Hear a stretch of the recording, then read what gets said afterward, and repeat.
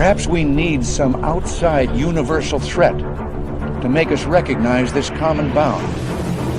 I occasionally think how quickly our differences worldwide would vanish if we were facing an alien threat from outside this world.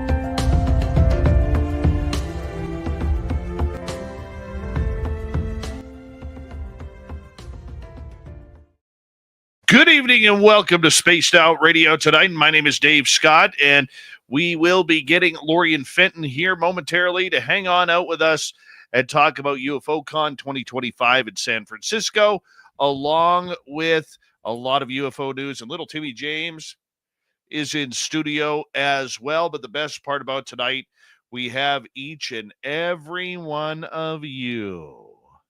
Yes, we do. Who do we have? We got Race Fan in the gold medal position. Tim Mothman and his goatee sharing the silver.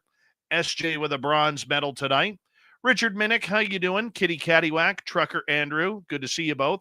Hi there, Frankie B, and Necessary Dialogue. Little Timmy James in the chat room. How you doing? Mel WD40 is here lubing us up for tonight's show because you always want to go into a show nice and smooth. You don't want any of that rigidness. So thank you, Mel, for lubing us up once again tonight. The gorgeous and talented Kira, how are you? Ethanol. Glenn John McEnroe is here. Glenn John McEnroe will be signing autographs after the show. Line up to the left of the studio if you don't mind. To the left of the studio. Scrolling on down, we have in the studio, Eternity Eternal, Road Flare. Thank you all for coming on in. Mama Catherine, mwah, I love you, my dear. Good to have you here. Thank you for coming on in as we continue on with our roll call tonight. JMJ12, good to see you. Number 72 in your program, starting in goal tonight from Stockholm, Sweden.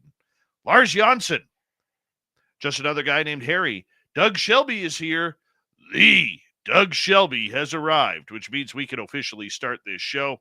Fast Hemi. Thomas Rock, nice to see you both. Laura Lobbs and Walter Kochubinski, thank you for coming on in. Evening Cosmic Joe. And I'm Hardcore over on X. Thank you for joining us as well. Al Gray over on Twitch did 500 curls of 95 pounds. That's heavy. 500 curls of 95 pounds. Very, very heavy. Let's continue on. Keith McCormick, good to see you as we continue on with our roll call. And who's next here?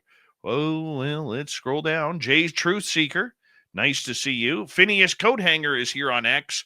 Phineas will be signing autographs after the show as well. Line up to the right of the studio, if you don't mind. To the right of the studio. What in Tarnation has returned? I love that name. Carol Amario, nice to see you. Xanos, thanks for coming on in. And holy cow, we're caught up early. What the hell do we do now? What do we do? And like Christine isn't even here to make the pause. Like I could kill 30 seconds with that. Susan Lawrence, how are you? All right.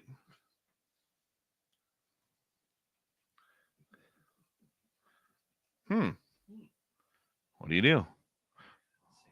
Lorian's just having some computer issues.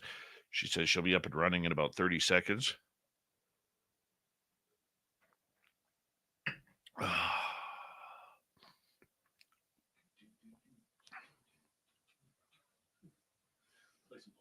trying to remember what I had for dinner. I mean, it was only a couple hours ago. I don't remember. Oh, nice. Yeah, you make the good stuff over there.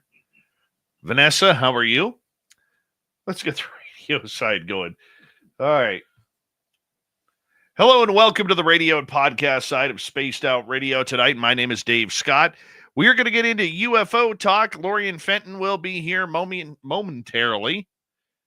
Yeah, momentarily to hang on out with us to talk all things UFO and UFO Con 2025, where 1 month from today, I'll be in San Francisco for UFO Con. Go to UFOcon2025.com. And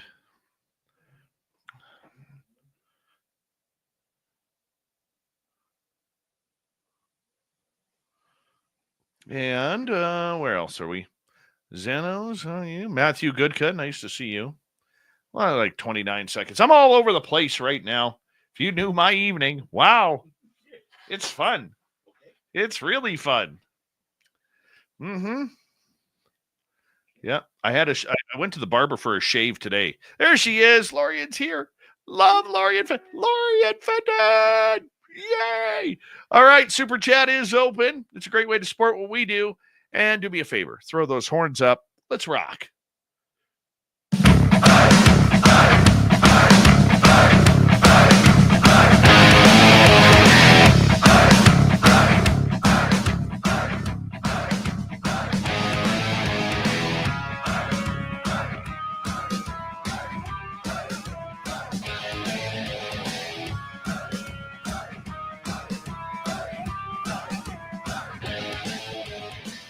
From the mountains of central British Columbia to you listening around the world, this, my friends, is Spaced Out Radio. I am your host, Dave Scott, sitting in the captain's chair of SOR headquarters. We welcome you to tonight's show on our terrestrial affiliates around North America, digitally on every major podcast network. Our website, spacedoutradio.com. We have a plethora of features for you. Rock out the Bumblefoot, read the newswire, check out our spring as well. You can follow us on X at Spaced Out Radio, Instagram at Spaced Out Radio Show, and on Patreon in the Space Travelers Club. Tonight's show is brought to you by Chive Charities. Help make the world 10% happier. Visit Chive Charities today. You can find them on our website.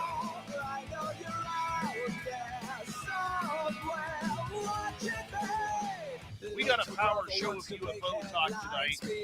One of the best with their pulse on the entire ufology field.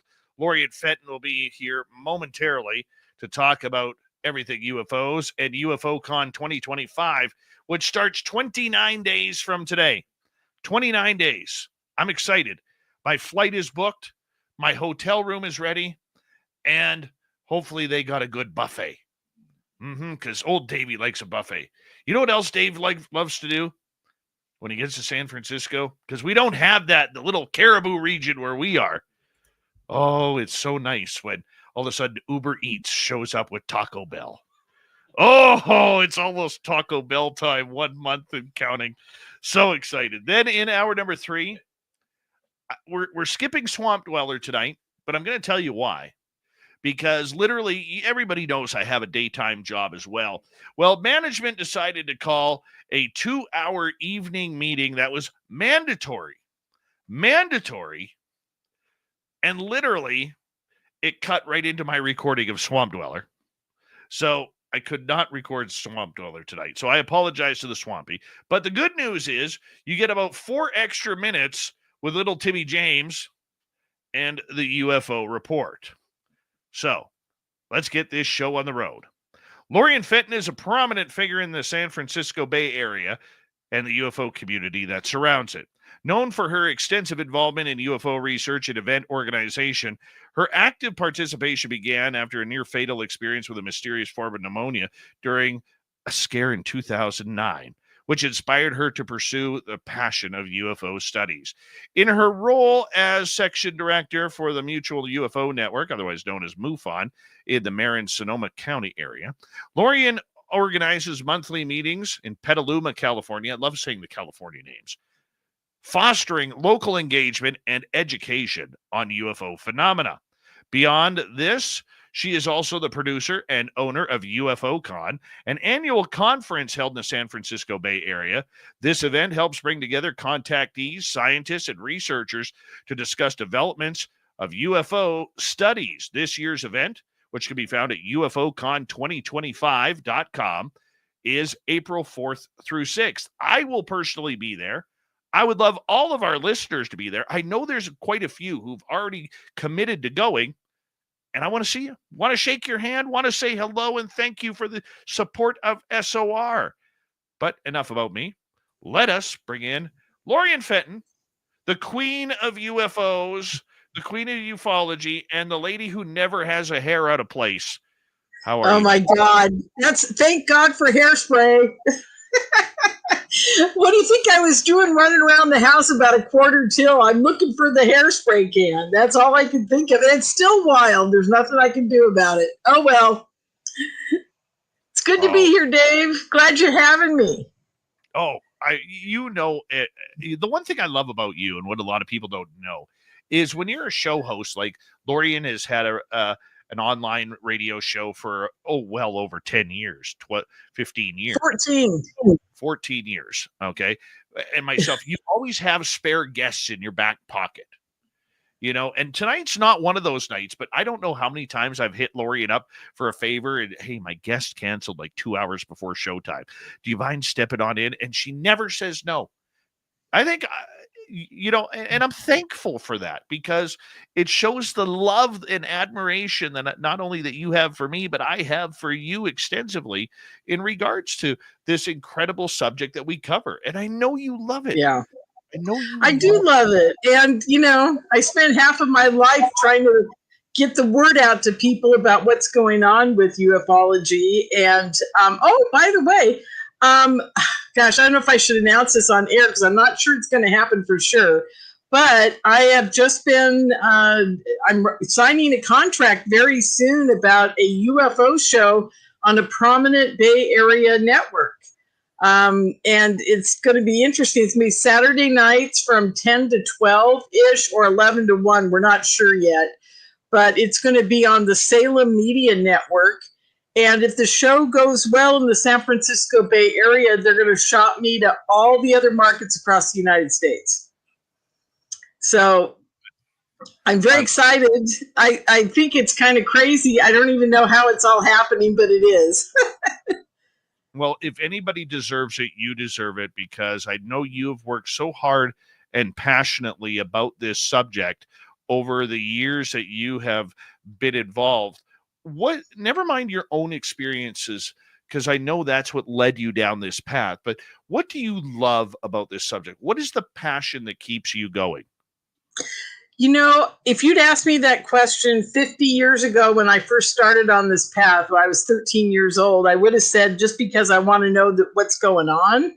Now that I know what's going on and I'm in communication with ET on a, minute by minute basis, if I wanted to be, I don't have, it's not like that. You know what it's like, Dave. It's like, it happens. Like 2 days ago, I had a download while waking up again. It's not frequent, but it's enough.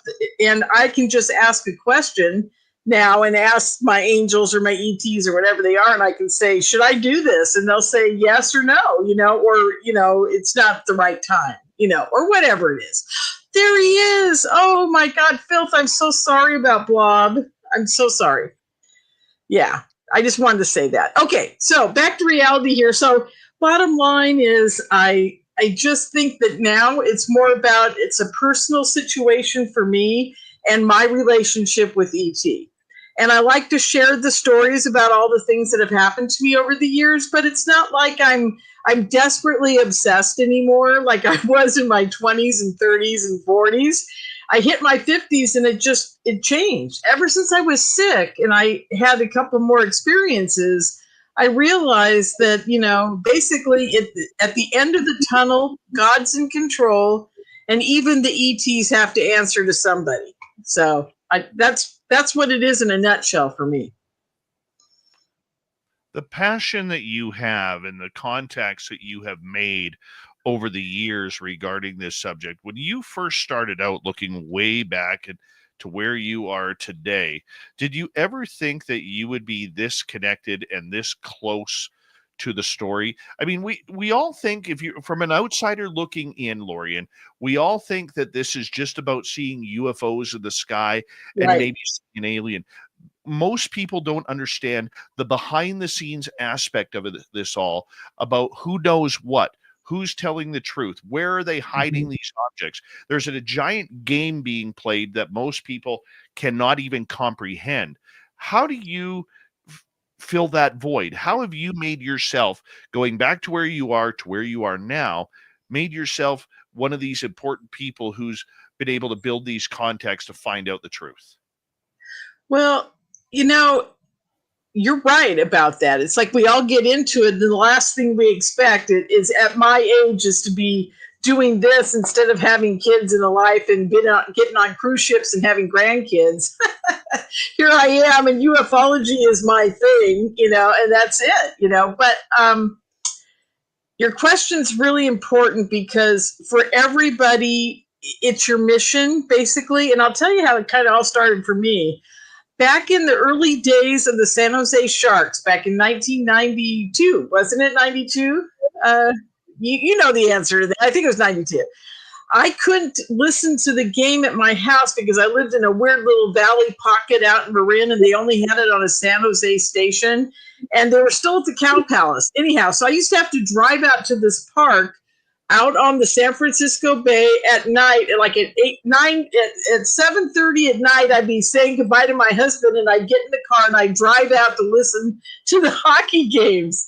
I know that sounds crazy, but that's how big of a hockey fan I am. So, and I used to go to the games at the Cow Palace when I could. So long story short, I'm sitting there one night in 92, and I'm tuning in the radio after the show, and I hear this deep voice talking about aliens and UFOs. Now, I've been a psychic reader. I've done all the Renaissance fairs as a gypsy, reading tarot cards. I've done the whole thing with ghosts. I've done the whole haunted house thing. I've done the looking for ghosts. Like a Ghostbuster back before we even had Ghost TV and everybody was hip on it.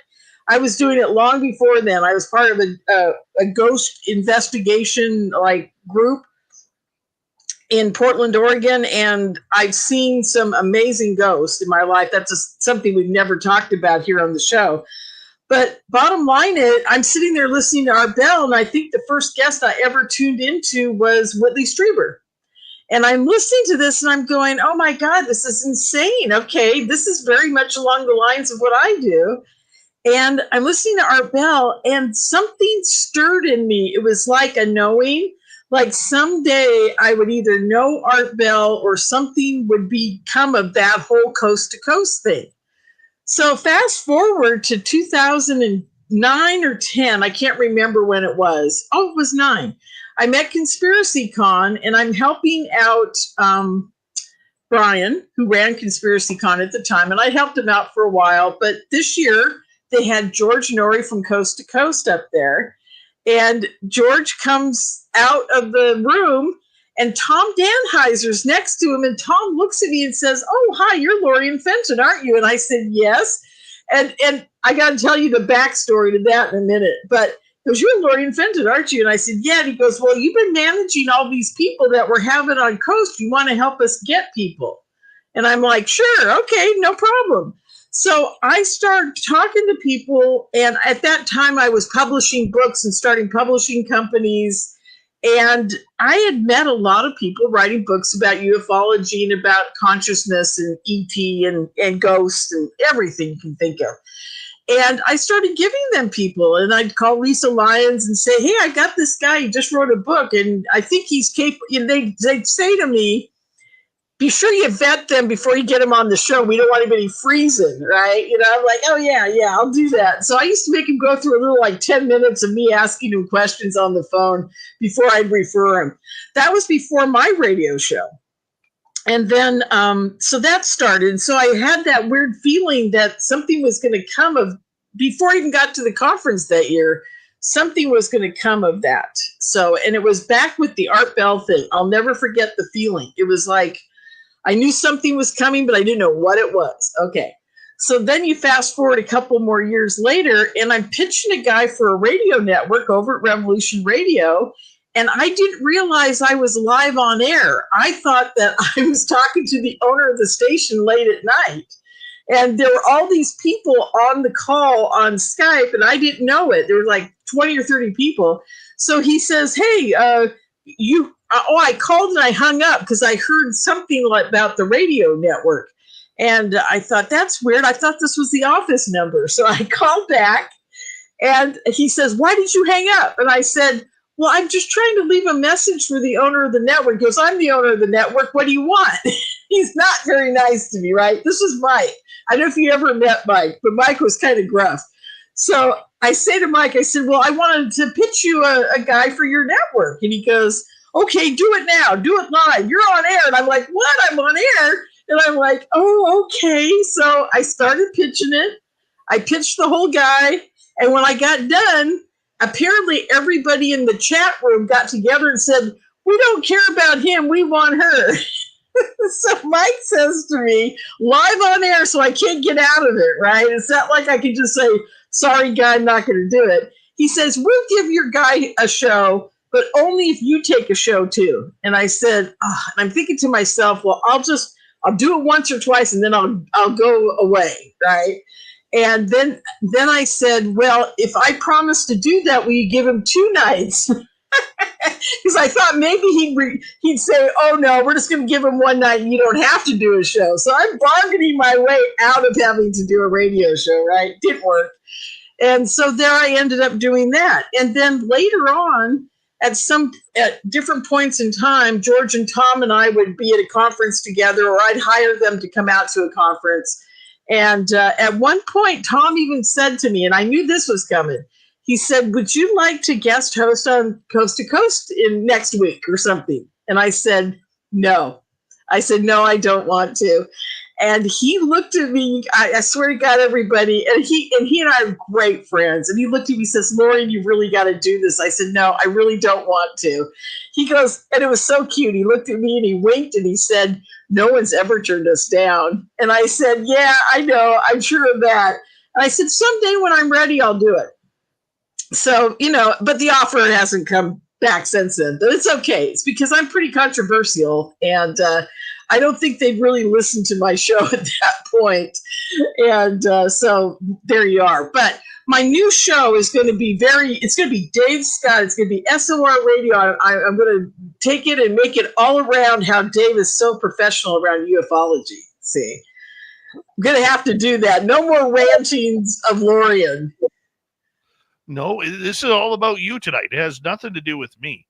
I'm gonna take my show and I'm gonna do kind of like, I'll be like your sister. Like on Saturday night, I'll be like the sister network of professionalism as Dave Scott.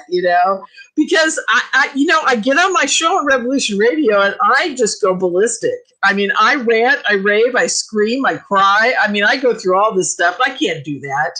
I can't do that on a terrestrial radio network. There's no way. Nope. What you have to do, Lorien, and I hate to offer this suggestion to you, but you're going to have to grow a nice beard.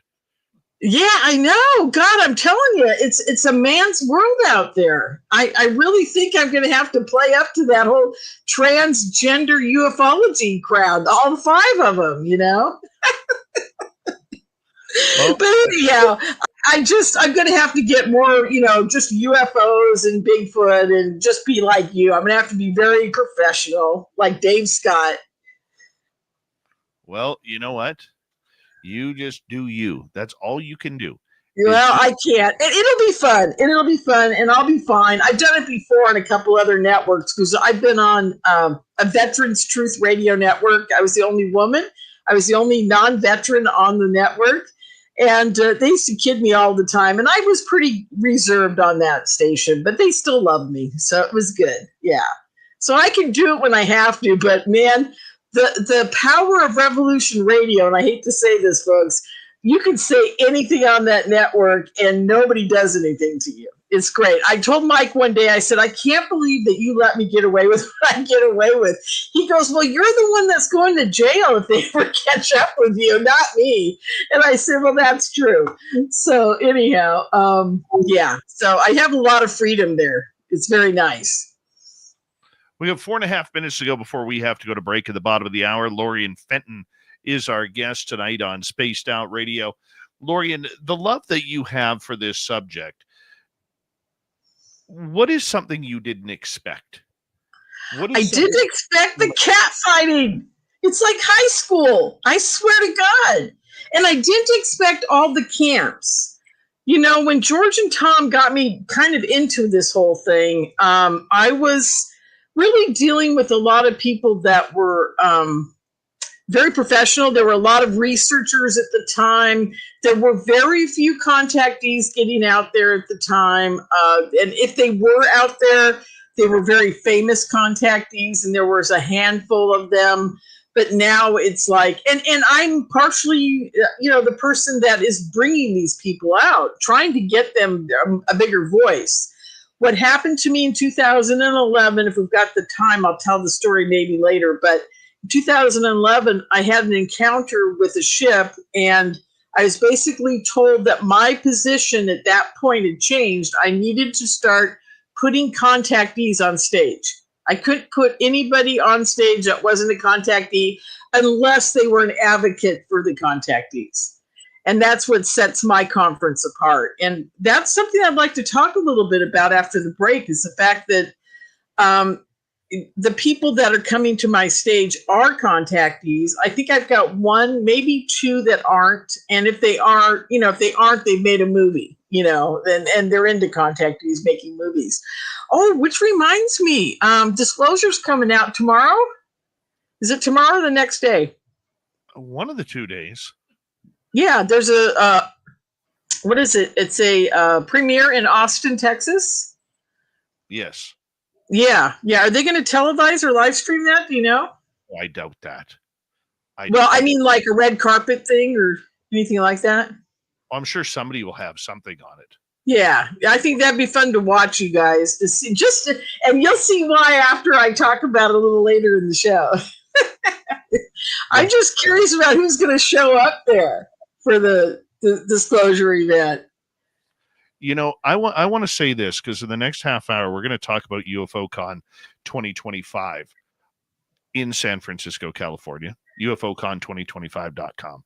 I want to say this. When I first interviewed Lorien, it was back in 2017, 2018, in that era. And she knew nothing about me. And we talked for hours. It was like talking to an old friend, that you just met again. It was a beautiful conversation. And what a lot of people don't know about my popularity in SOR, it's because of Lorien. It is because Lorien gave me an opportunity to speak and to gain a lot of trust with a lot of influential people in this community back then. And one of the masters of that was Grant Cameron. And because Lorien gave me an opportunity to speak and tell my story about my contact experiences, and Grant Cameron happened to be in the audience, Grant immediately flew up, and that's when, Grant and I became insta friends after that. And Lorien, you have, and I know you hate it when you get compliments. I know you do, but I don't care. I really do. Okay. You have no idea how much that meant to me. You'll never know how much that meant to me, about giving me this Canadian guy who just came out of nowhere in this field, with a face for radio and a voice for print, to come out and tell their story. And it's because of you that I have that loyalty to you, and you're somebody who just wants good people around, good, honest people to tell their story. It may be full of woo, it may be full of craziness, but the one thing I love about you is you never judge somebody about their experience, and so many people do, and you need to be commended about that. And that's why UFO Con is my favorite conference out there. And we're going to get more into that because I'm going to make sure Lorian does not have a chance to respond to that. Okay, because we're going to break. Lorien Fenton, Spaced Out Radio, UFO Con 2025.com is the website. 1 month from today, we're going to be in San Francisco, California for this great event, and I'd love to see all of you there as well. So get your tickets at UFOCon2025.com. Lorien Fenton returns after this.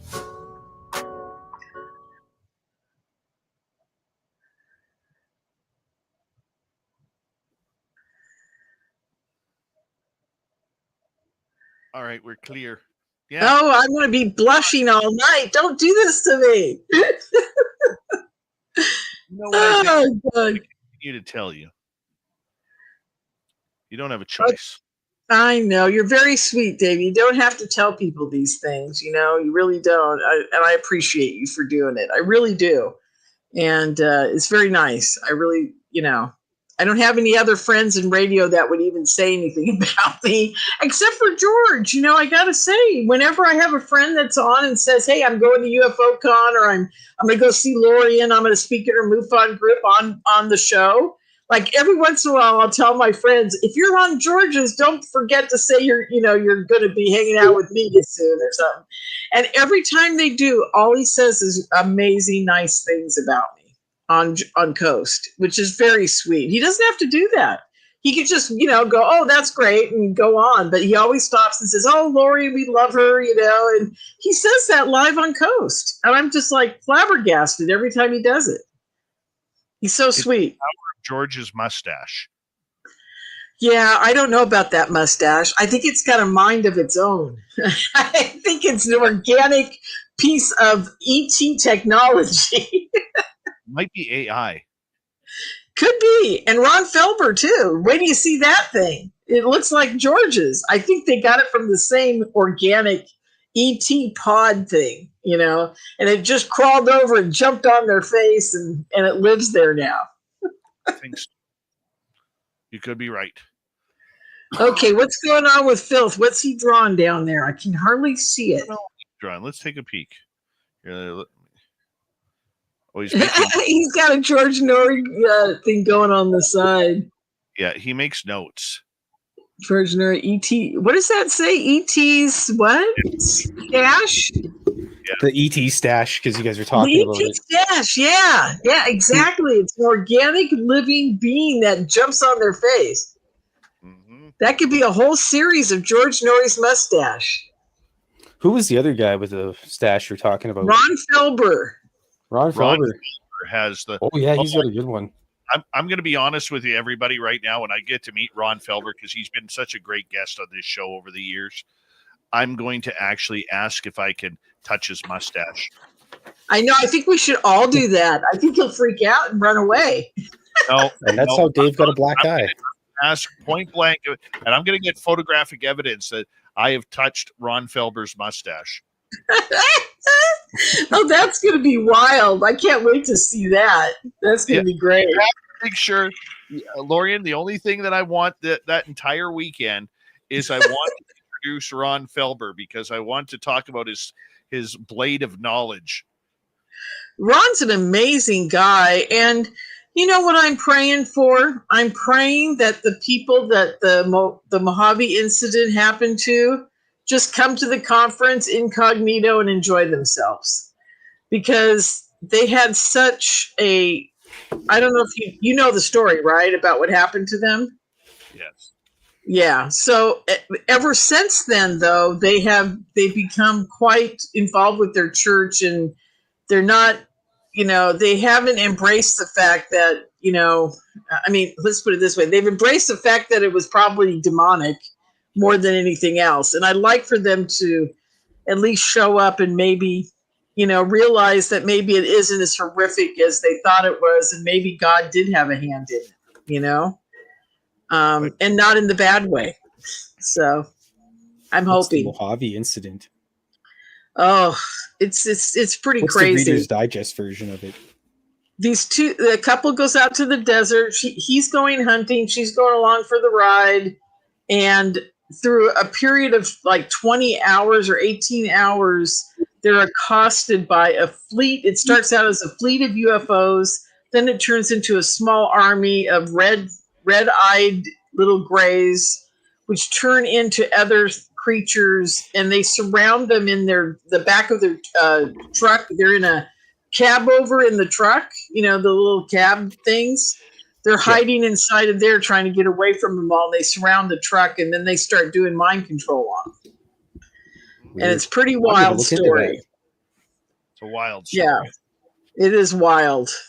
And Ron's going to tell things at the conference that he's never talked about that didn't make the book. So that's why I'm having him speak, because basically I can just have people read the book, right? But he's going to give us some inside info. Okay. All right, Lorian, hold on right there. Dirty Filth will get you to mute up.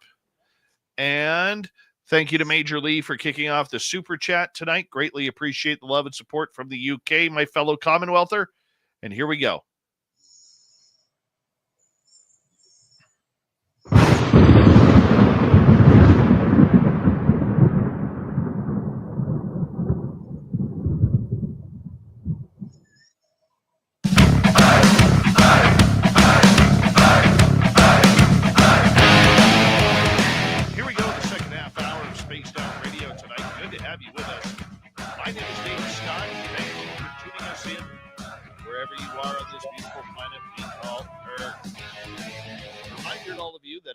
Portions of this show or others, you can always check out our free archives on YouTube or any major podcast network.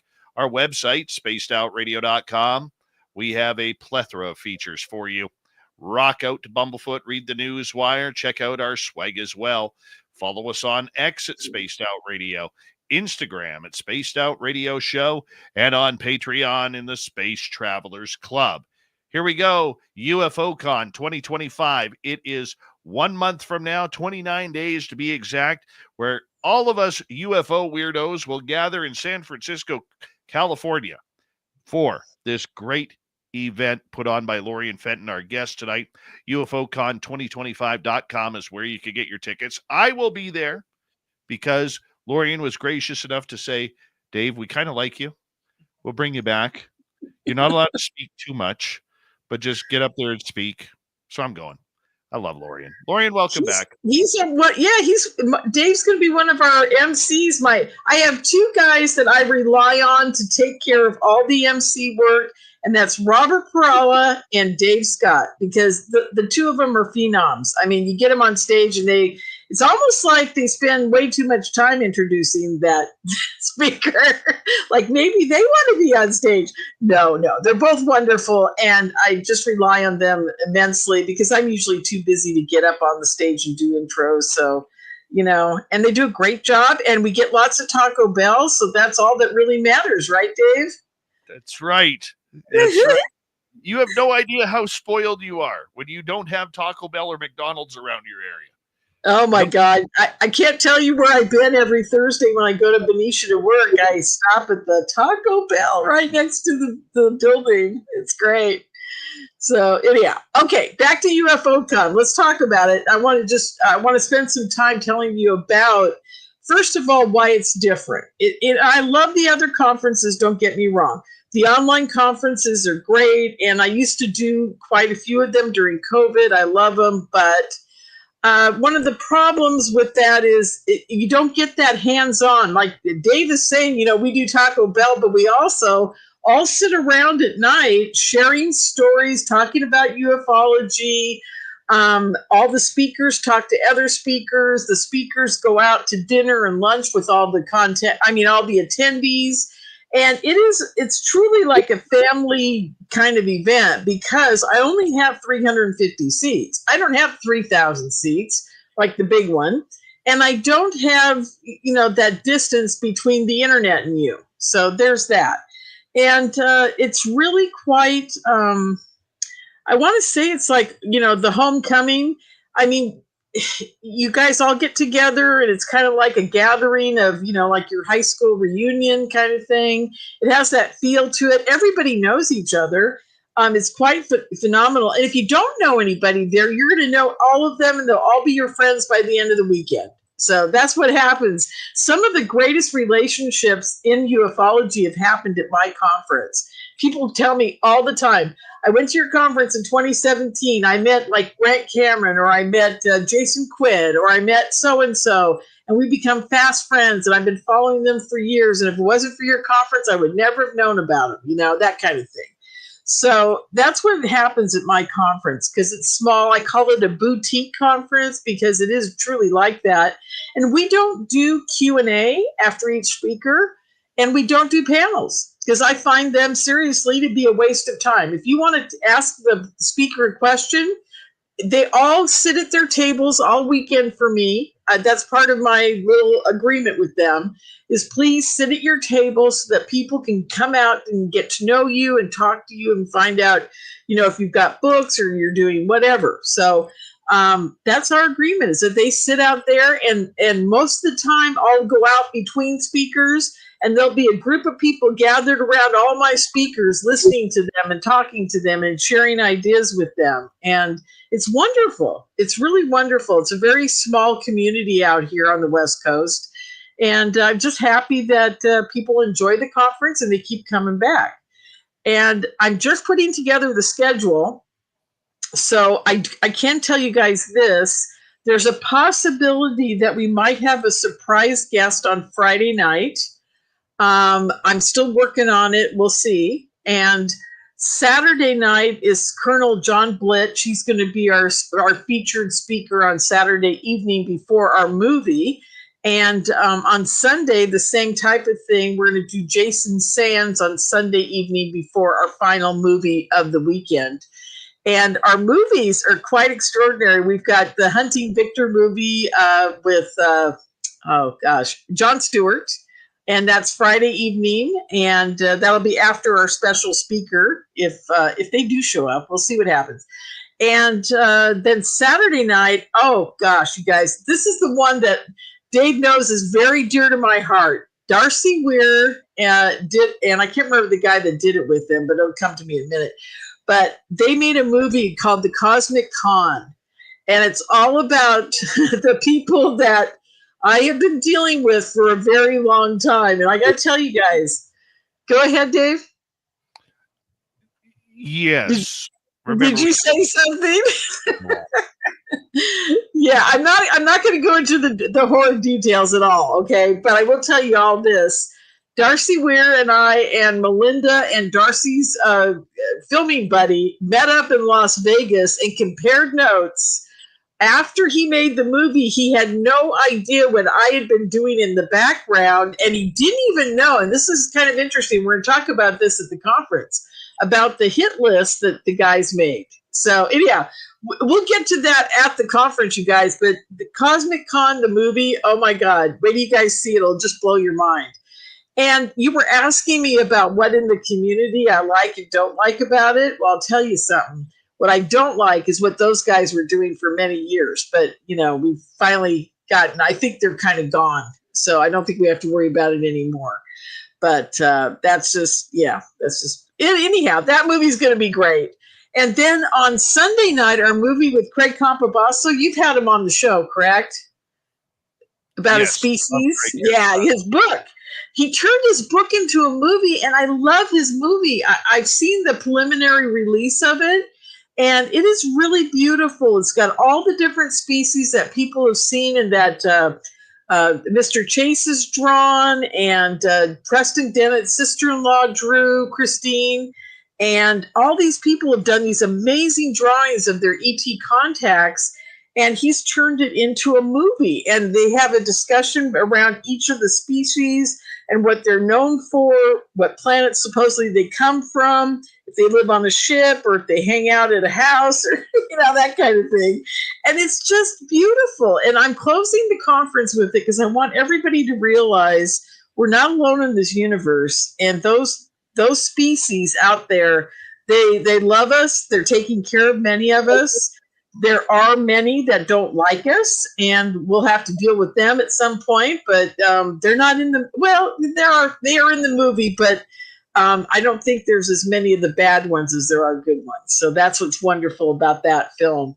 But yeah, Jason Sands and Colonel Blitch are going to go into greater detail than they did on Joe Rogan and also Ross Coulthart's reality check. They're going to go into more detail than I think what we're going to do, because this has been a very interesting development bringing both of them, is that I'm going to have them talk about what's happened, but I'm going to have them pick it up from the end of what they did on Ross and Joe's show and kind of get into even more in depth, because I think everybody's seen those. And it's kind of like, well, I don't want to reiterate the same thing. So we're talking about just, talking about things that they never talked about during those interviews. So I think you guys will find it fascinating. And they're so gracious, Dave. I can't believe that they just like, yeah, I'll be there. What do you need me for? When do you need me? It was so amazing. And you guys are going to love this story. I had never seen the Joe Rogan interview, and I had never seen the Ross Coulthart interview. I didn't even know who these guys were. I had no clue. And somebody got me there. I can't remember who it was, but it's one of the speakers. One of the speakers said, well, I know these guys. And I said, oh, yeah, who are they? And he tells me, I go, I don't know who they are, but if you think that you'd be good for the conference, I'll call them. And so he gets me their phone numbers. So I'm calling them, and I'm like, oh, yeah, somebody said you were on Joe Rogan. When was that? And I'm like, so I made a complete idiot of myself to these guys. And they're amazing. What I love about both of them is they're both military. So I knew instantly we'd get along, because military guys are so different than don't get me started on some people in the community that have never served or never done anything for anybody else and are pretty selfish. These guys were like, I'm happy to be there, and they can't wait. And they're so excited about presenting for the first time at a conference. This is the first time for both of them. So they're really excited about that. So anyhow, we had Jason on last week to talk about experiences. Yeah. He's wonderful, isn't he? He very much is. I like him. He gets criticism out there. There's a lot of people trying to debunk his story, but I've liked him for quite a while, and I hope that I'm excited to see his presentation of everything. That's for sure. Yeah, it's going to be really fascinating. I'm not sure what we're going to come up with for him. We're still working on it, but it's going to be really interesting. And like I said, if we're lucky, we might get a surprise guest that is going to blow people away too. But I can't announce it because I've already had one surprise guest fall through the cracks, and that would have blown people's minds. But you can't always get what you want, and that's the way it is. And but the other speakers, oh my God, you guys, I can just right now, I'm so excited about Art Frazier. I can't tell you. He's a gentleman from, I think he lives in South Carolina or Missouri or somewhere. I'm sorry, I can never remember where they're from because I got too many of them. But basically, I found him on LinkedIn. He kept popping up in my LinkedIn feed, and I was like, this guy's got pictures of UFOs and ETs, and he's very intelligent about it. And who the heck is this guy? So I started texting him in LinkedIn, and he's like, I'd love to do something like that. I'm like, really? He goes, no one's ever asked me ever do anything like this. I said, that's the problem with our community. It's like people like you that are intelligent in your presentation have pictures to back it up. Now, whether they're really a UFO or really an alien, it's hard to tell in a lot of the pictures, but there are a few that I can tell you right now, definitely aliens and definitely UFOs. And I'm so excited to present him to the community because I think he's going to blow you guys' mind. Seriously. And let's see. And the kid from Raffos, I don't know if you could bring it up. Can you bring up the speakers on there? Because that'll help me, because then I don't have to open up mine. I sure can. So, talking. His name is Dylan Friedman. Let's see where. There he is. Dylan Friedman. He's the founder of Raffos. Yeah, I said it correctly. And he's just amazing. He's a young kid. He's like 30-something years old. He lives in like Boise, Idaho, or someplace in Idaho. And he founded this whole network of online, only on X, and only doing research there. And they produced a whole bunch of documents and different types of research. And he's going to present it for the first time ever talking at a conference. And he even cut his hair for me, which I just so much appreciate. And he's going to wear a suit. And he's like so excited about this, you guys. I can't tell you. It's going to be fascinating. And he really, guess what? He knows everybody in ufology too, but he went through the X route. So he's one of those young kids who went in, got the X route going, and has met everybody. So he's well connected too, Dave. You got to have him on. He's a really cute kid, wonderful, very intelligent. Again, it blows my mind. This is something that you and I both know already. Most contactees are people that are involved in this, that are just like on the sidelines somewhere. They're not the big names or what have you. God, super smart people. We've got some really brilliant people out there that are just sitting on the sidelines watching us all, It's so interesting to me. And so he's going to be fascinating. First time ever speaking. Let's see, who else is first time? I believe if you could go, click him off. There you go. I'm excited to see Dr. John Brandenburg. Oh my God, John. Oh God. John spoke for me at another conference and he blew my mind. I mean, he has so much knowledge, and we're going to talk a lot about his belief about what ET actually is. And he's never done this before. So this is going to be something very cool for you guys, because I know he gets on, he talks about Mars, he talks about the radiation, that's on Mars, that is a signature of of radiation from atomic weapons, and he talks about his novel and that type of thing. But this time I'm pinning him down to talk about what he thinks what ET is, and if he's ever had an experience. So I'm sure you asked him that question when he was on the show the other day, right? I've interviewed him twice now, and he's immediately become like an audience favorite. Oh, he's wonderful. That everybody wants and loves. Yeah, he's in person. I've gone to dinner with him. Once I've gone to dinner with him, and he's just fun. We had so much fun at dinner. Even if he got up on the stage and just kind of yacked at you guys without a presentation, you'd have so much fun and you learn so much. I mean, he's brilliant. Oh, another guy I'm having is a guy from my JFK community that I've known forever. That I didn't know him personally. I knew of him forever. He teaches, I think he just retired. San Jose State University, San Jose State, down here in right below where the conference is going to be. He does podcasting and teaches a class on the JFK assassination. And when he was a kid, he was near Roswell or knew somebody from Roswell or whatever. And he got to hold a piece of that stuff that came from the craft, that foil that regurgitated itself back to normal or expanded back to normal, whatever. Yeah. Point is, it changed his whole life and how he views life. So he's going to talk about how it was a cathartic experience to hold that piece of metal that actually had a life of its own, and how it changed his entire life from that point on. And I think it's fascinating because it's a consciousness study of a guy that becomes a professor that is, his whole gig, his passion is JFK assassination. And that's mine too. So that's our hobby. Ufology is kind of like my thing. I do it, but my passion is the JFK assassination. So, we have that in common, which is wonderful.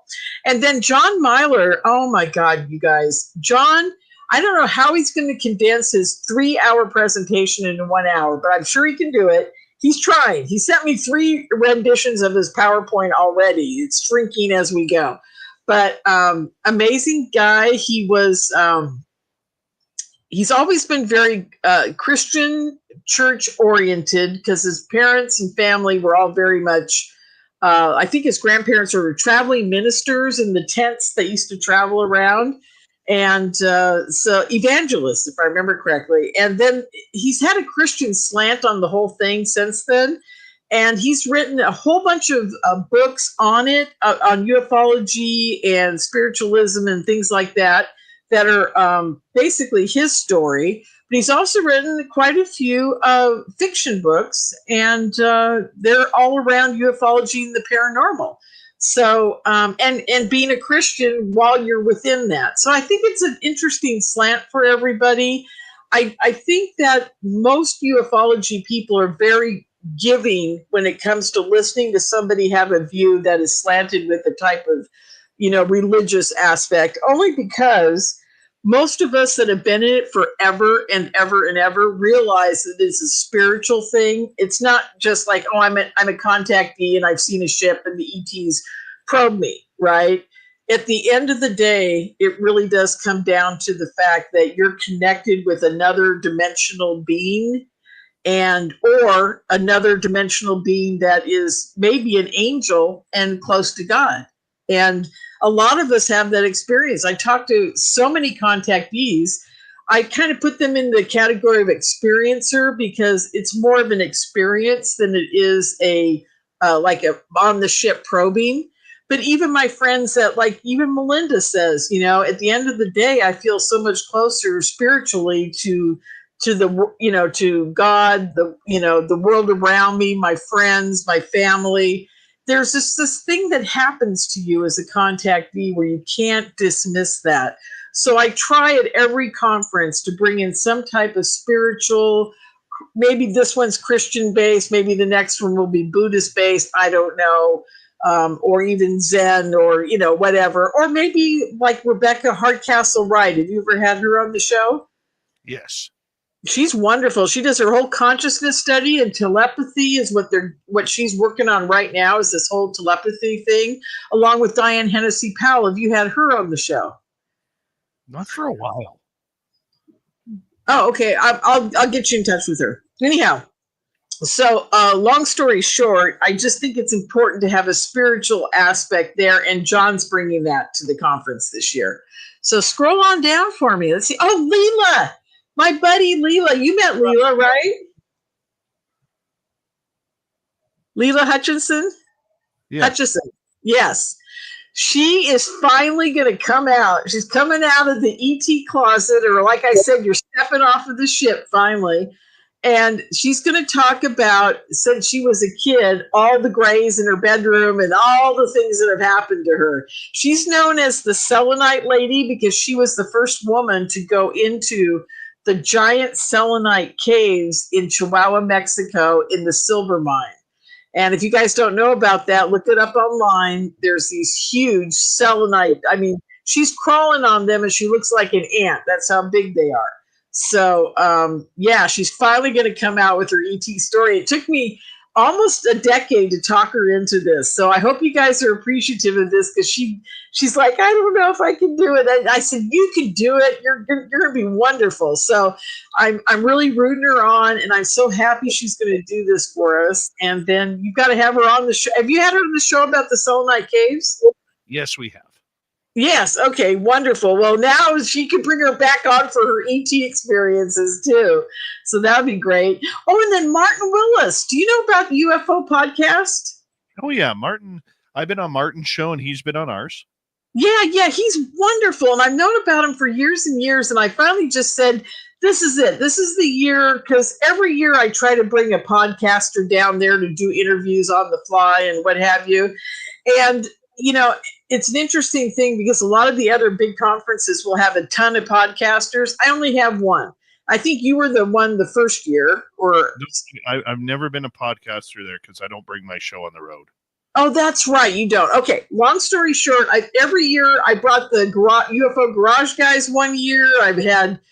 Every year I bring somebody different that's kind of up and coming usually. But Martin, I know him forever, and I thought, you know what? He could present too, and he'd probably love to do this. And sure enough, I called him up. He said, I'd love to do that. So here he's coming. And guess what? He's going to pull out together a presentation about things that he really never talked about on the show, but are all true UFO stories. And so it's going to be kind of like a little history lesson of unknown UFO origins. So I can't wait for that. I'm very excited. He's doing it just for us.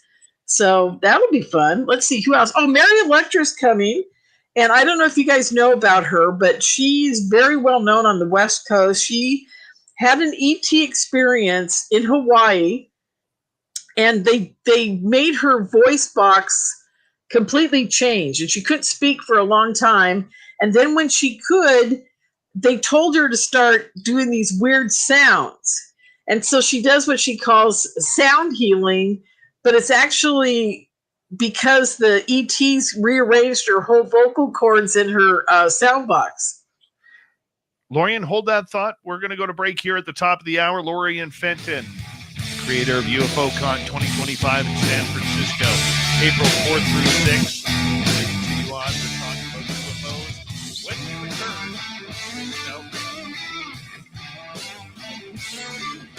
This is Spaced Out Radio with host Dave Scott.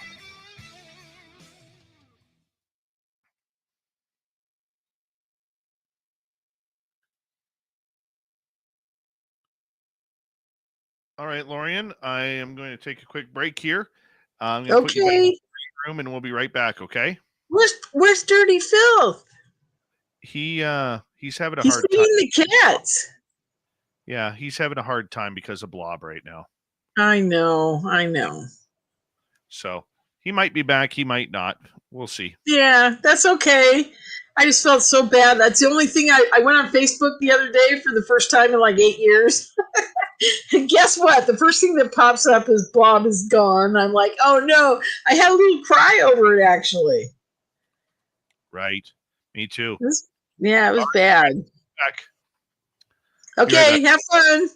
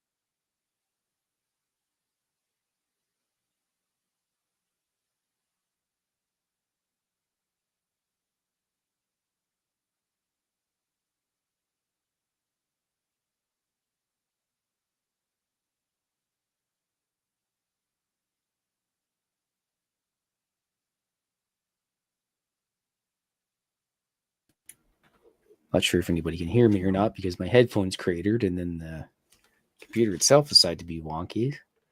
So I'm not sure yet. Let's see if I can. Oh no, what have I done? Yeah. Anyways, here's my cartoon I did. If anybody can see. Yes, hopefully. Not sure how to make the screen bigger here. Let's go.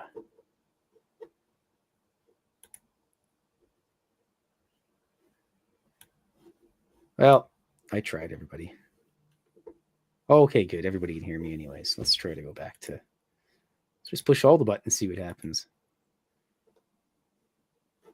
Let's go. Oops. Oh, no. Crap. Well, I'm rooting for you, Dave. Anyway, here's my aliens they're talking about. It's like, and that's how you deal with pesky humans who go too far down the rabbit hole. He thinks they're like lemmings because he just put some bread. There's a sack of crumbs that he's got.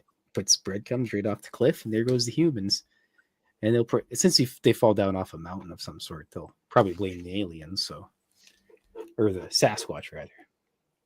But I wanted to say to everybody that I appreciate everybody that gave condolences for Blob. I miss my Blob. And yes, she was a spoiled cat. Oh, wait a second. Anyways, somebody else joined the room here. anyways, I just wanted to say I appreciate that. And Blob was spoiled in her 17 years.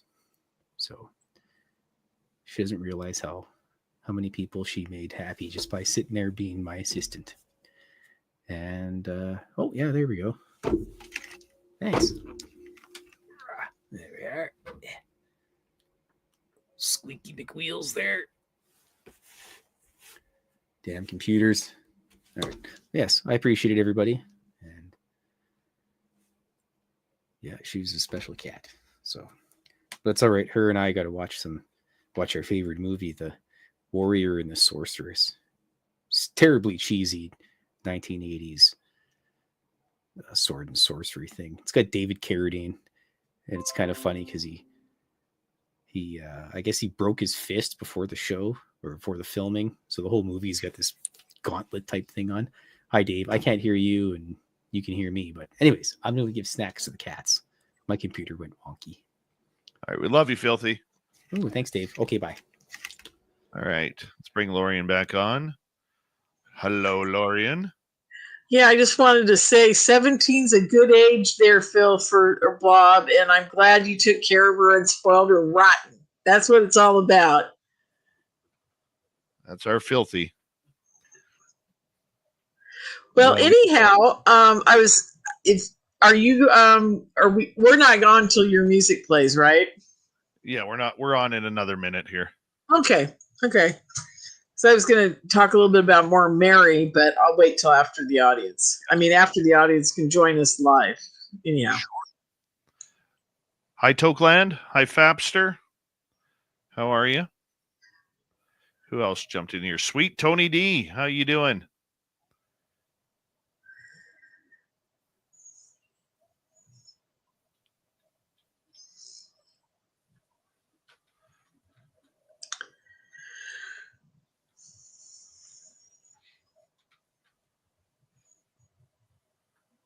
All right. Thank you to Lee ×2 for the super chats. Greatly appreciate the love and support of SOR. And we will get into some UFOs. Don't worry. Here we go.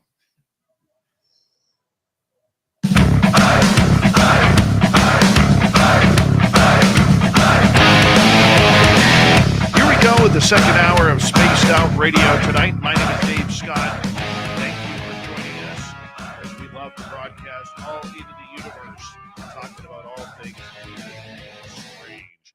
Hey, I want to say hello to everyone listening in on our terrestrial affiliates around North America, digitally on every major podcast network. Our website, spacedoutradio.com. We have a plethora of features for you. Rock out to Bumblefoot, read the news wire, check out our swag as well. Follow us on X at Spaced Out Radio, Instagram at Spaced Out Radio Show, and on Patreon in the Space Travelers Club. The Desert Clam has set the password for tonight in the SOR Space Travelers Club. Habanera. Habanera is your password. Use it wisely, Space Travelers, as the Clam sets the password each and every night, right here on Spaced Out Radio.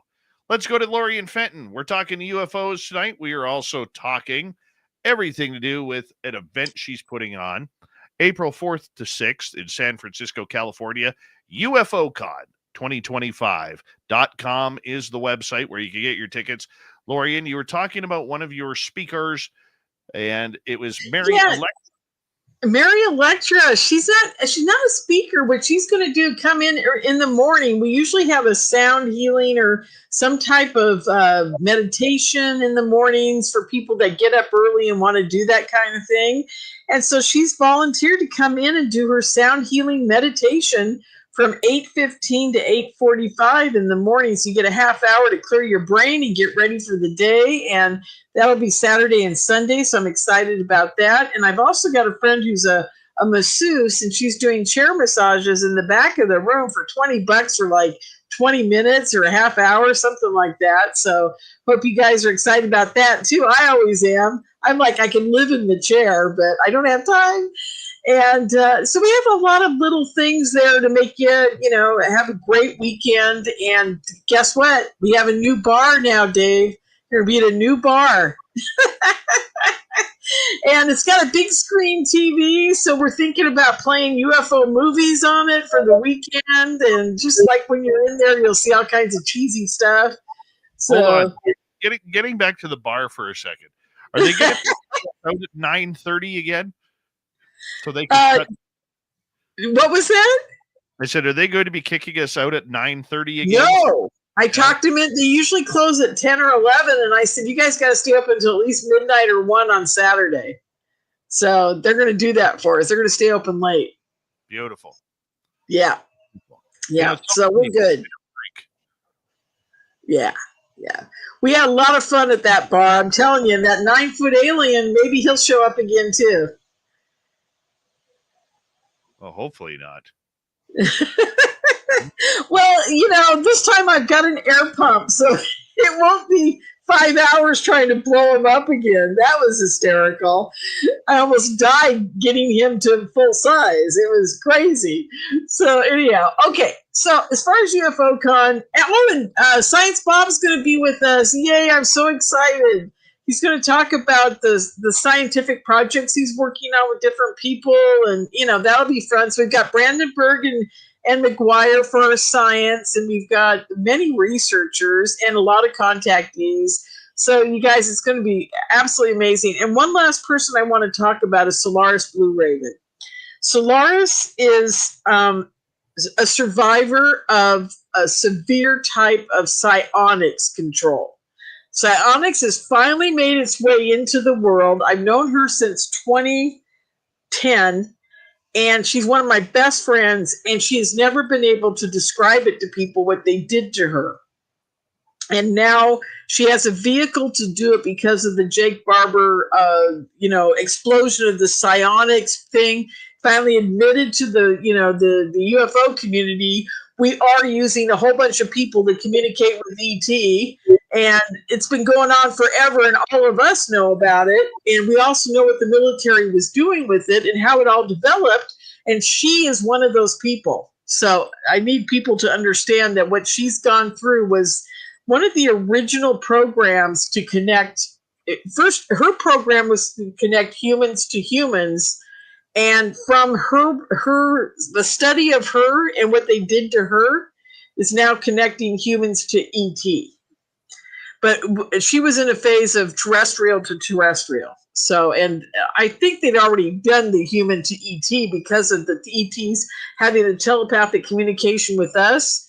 But then they wanted to develop, now this is very interesting, they wanted to develop human to human without the ET intervention, because they're trying to figure out a way to go around the ETs and have us being telepathic without them. This was kind of a backdoor for the military. And if I could have gotten Dr. Rima this year, you guys would have found out some amazing stuff. But I can't get her this year, but she promised me that next year she would be there, and she will tell you guys about what General Bert Stubblebine did. And there's just stuff she can't talk about. But she said for me, she'll do it, but she's not sure when. So just be prepared for that for another future day. I may do a whole special on just Dr. Rima alone, because she was doing stuff no one even knows about within the military complex. I want to ask you something. Let's go back to the psionics aspect of this all. Yes. It's very bittersweet for me with Jake Barber coming out and doing what he did. Okay, and I think it's great because it's brought a lot of attention to the fact that people have been summoning UFOs for years. But that's the bone of contention right there. People have been doing the summoning, the CE5, the psionics, the heist, whatever you want to call it, for decades with success.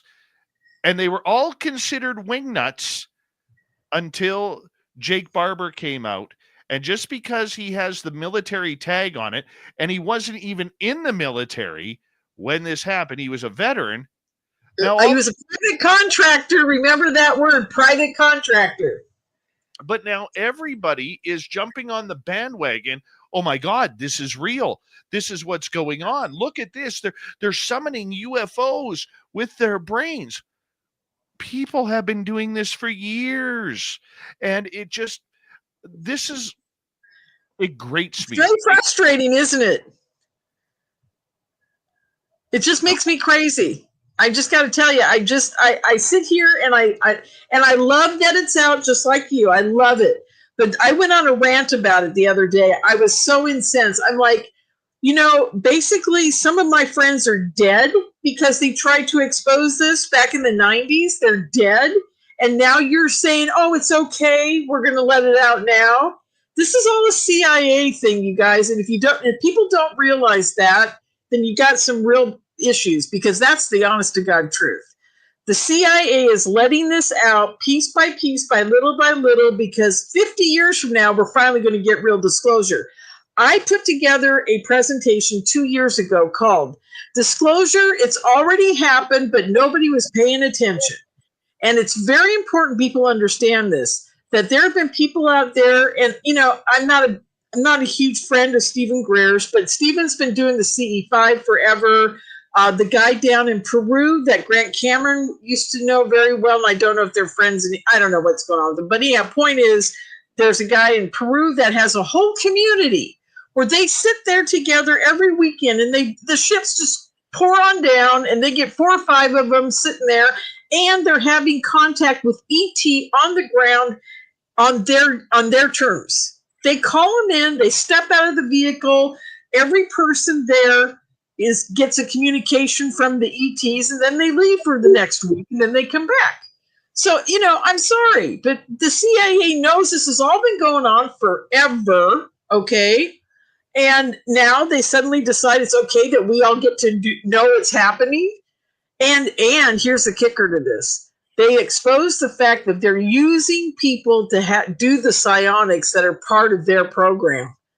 I honestly, Dave, I was surprised they even went that far. Really surprised they went that far to expose the fact that they're using people. Okay, so in a way, I'm really happy. In another way, I'm really pissed. But what do we do? I mean, they control the show. There's nothing you and I, as Dave and Lorian, or even Stephen Greer, can do, because these guys are pulling the strings. If you want to call them Majestic 12, go ahead. If you want to call them the Cosmic Club like Grant does, that's fine.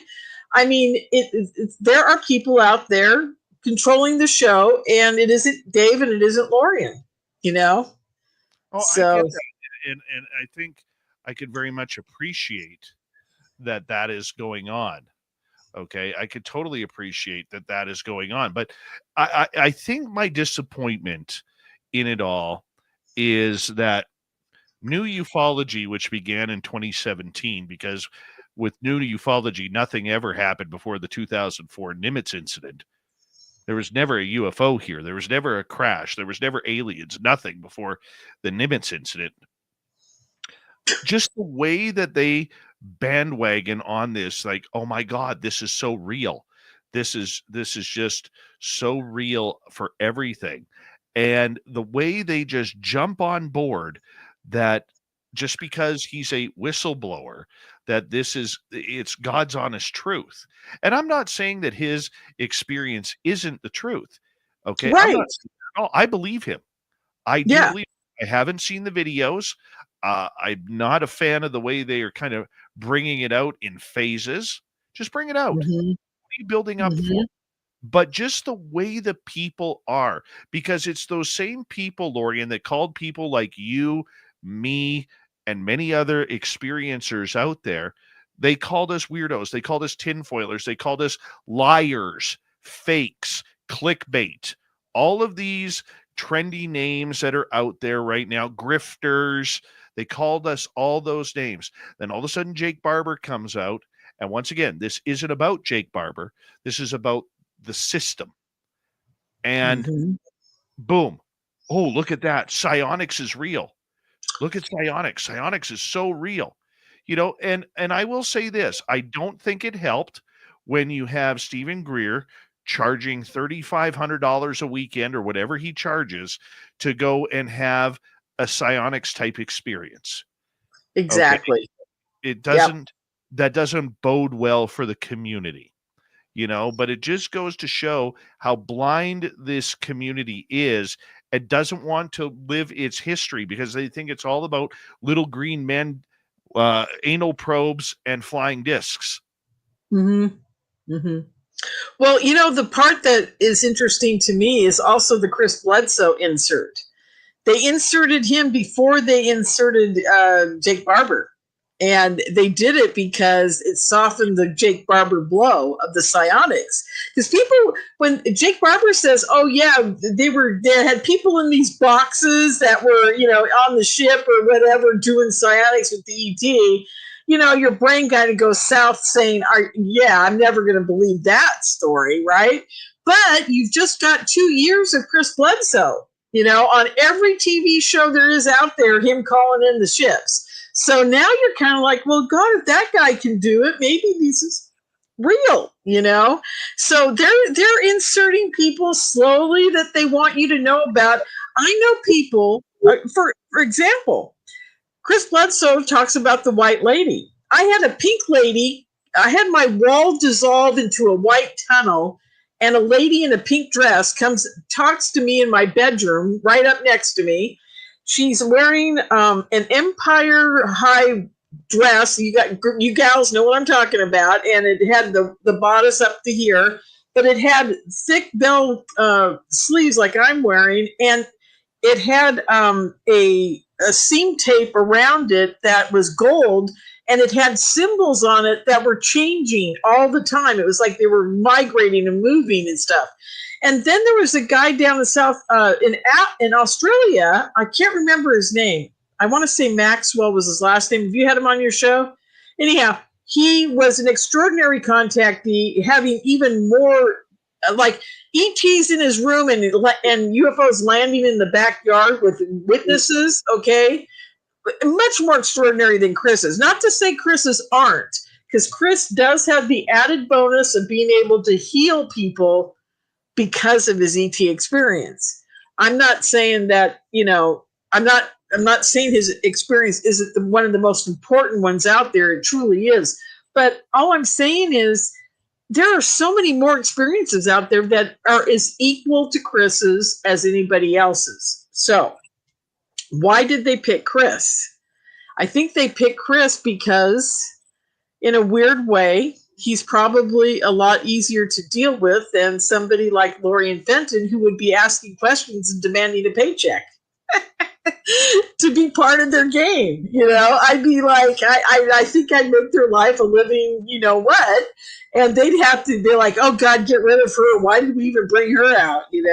That type of thing. So, and Chris is a lovely man too. And he's very trusting of people, and, good for him that he's got his UFO of God book out, and that things are really turning around for him. He's an amazing guy, and the ETs healed him, and he's healing other people because of his ET encounter. So I love Chris to death, but it could have been anybody, right, Dave? I mean, it's like this. What bothers me is that people that are new to ufology think there's only like Whitley Strieber from old, Travis Walton from old, Chris Bledsoe now, and now Jake Barber. And that's it. You talk to these people, that's all they know. They don't know anything else. No, I fully agree. And they've already made up opinions on everybody else. Well, I mean, how many times have you seen Grant Cameron called a loose cannon, a nut bar? Oh, or Grant Cameron's one of the most restrained people I've ever met in my life. He doesn't go on rants like I do. No. Never. But the whole psionics aspect, here's the breakdown. This is how you do it. If you don't want to pay $3,500 to go see Dr. Stephen Greer do this with you, or if you just want to try it on your own, here's how you do it. You go outside. You allow your eyes to fixate on one place, because your eyes will always take you to that one place in the sky. You don't know why, but you keep looking there thinking that you're going to see something. You then meditate on that area. You clear your mind, you clear your heart, you clear your soul. Then you start communication saying, hi there, I'm here. Would you like to show me where you are? Okay, that's it. And then you don't just wait out there for 8 minutes, 15 minutes. 20 minutes because you haven't built that strength in your connection. Sometimes it may take hours. Sometimes it may take a week, 2 weeks, 3 weeks. But if you continually put that message out there that you are willing and that you want somebody of peace, love, and light to come on by, not the bad guys, all of a sudden, in that area where your eyes are concentrating on, you're going to be able to all of a sudden see something that's incredible. And you know what happens? The stronger that connection comes, the closer the craft get. Absolutely. Yeah, I was talking to somebody the other day about Misha, Melinda, and I, and the ships that we actually, I swear to God, you guys, now I'm not exaggerating and I'm not tooting my horn here, but the 3 Contact in the Desert conferences where Melinda was the Skywatch person, and Misha, Melinda, I, and our other friend Jocelyn and our other friend Tana would get together every night. Well, it was different groups, each one, but the 3 in common for all 3 events was Misha, Melinda, and I. And we'd get together and we'd hold hands, we'd concentrate, we'd all call in our ETs. We all had different brands of ETs, right? Mine are more angelic, white light beings. Tana's are the kind of Plajaran type things. Melinda has the grays, and probably mantis too, I'm assuming. And, we all had different species, but we all got together and we did this whole meditation, calling in. We did it for at least 5 minutes before. I know that doesn't seem like much, but when you got 5 women that are major contactees, it's like, okay, 5 minutes is good, right? And every time we did a Skywatch out at the point there, we at one point with 3 teardrop green ships came screaming down the valley, turned into where the point was there, and 2,000 people are screaming, oh my God, look at the UFOs. 2,000 people, okay? And then those 3 green ships that are very low in the sky and right in front of us all go straight up into the air, and they turn into stars in a triangle formation up in the sky. And they stayed there all night. It was wild. It was so wild. That's just one of them. We had another incident where we drew in a ship. There were 62 of us out at Giant Rock with the night vision goggles, and a pyramid top, pyramid bottom together, like, an ice cream cone on top of an ice cream cone upside down, came around Giant Rock, and it had an F-16 or whatever chasing it. And then about 5 minutes later, a UFO that I think was man-made it went flying over us at about 200 feet or 250 feet off the ground, and everybody saw it, and it was dead silent. The only thing we heard was the F-16 that was like 30 feet behind it, chasing it at full speed, and he had burners on. They went over us like so fast, but everybody's watching it in their goggles, and this thing goes out to a point in the desert, and 3 F-16s are trying to triangulate on it. And the minute they all got close enough, it went straight up so fast no one could even watch it go. I mean, it was that fast. So these are the kind of contacts I've had. I've got 10 more stories like this. And so why Chris? I know it's got to be because of the healing aspect. I don't have that healing aspect that I know of. So, I just find it interesting that that's the thing. The if you want to call it CIA, I call it, it's a whole other group of people that involves CIA, DIA, all of the different groups, probably the Navy, probably military as well. And they are after him. So you got to ask yourself, why? Why Chris? It's got to be because of that healing aspect. And what is that healing aspect? Why is that so important to them? Why is that the important thing? Why isn't it, the person that is so telepathic that they can just, call in the ships and they come down and they park in your backyard and they walk into your house? Why not that person? Why not? Why the healing? So anyway, I'm just asking that question to all of you because I don't know the answer, but I find it fascinating that that's what they were looking for. And originally they were kind of like onto Stan Romanek at the time, and Stan decided at one point, I don't know how to put this politely, wasn't going to play ball with these guys, and then the next thing you know, his life is ruined. So I think Chris knew about that, and I'm just putting it out there that this is just my projection that I know about it. So let's just put it this way. If they came to me, I'd already know what they did to Stan, so I'm not going to play ball at all. Lorien Fenton here. We're talking UFOs and UFO Con 2025.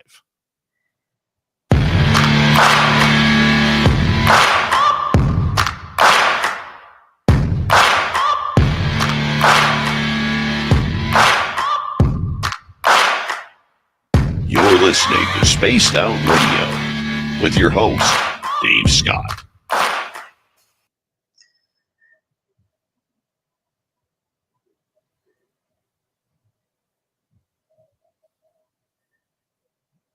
All right, there we are. Okay. Well, I'm going to just bring up one more thing, and then I'm going to dump that topic, if that's okay with you. Because I'm still fascinated by why these guys are using Chris the way they're using him. And here's the kicker, Dave. How many other people like Chris are out there that we don't know about, that they do? Maybe they have a whole group of maybe 10 or 12 of these guys that can heal people, like Jesus, as Chris has always said.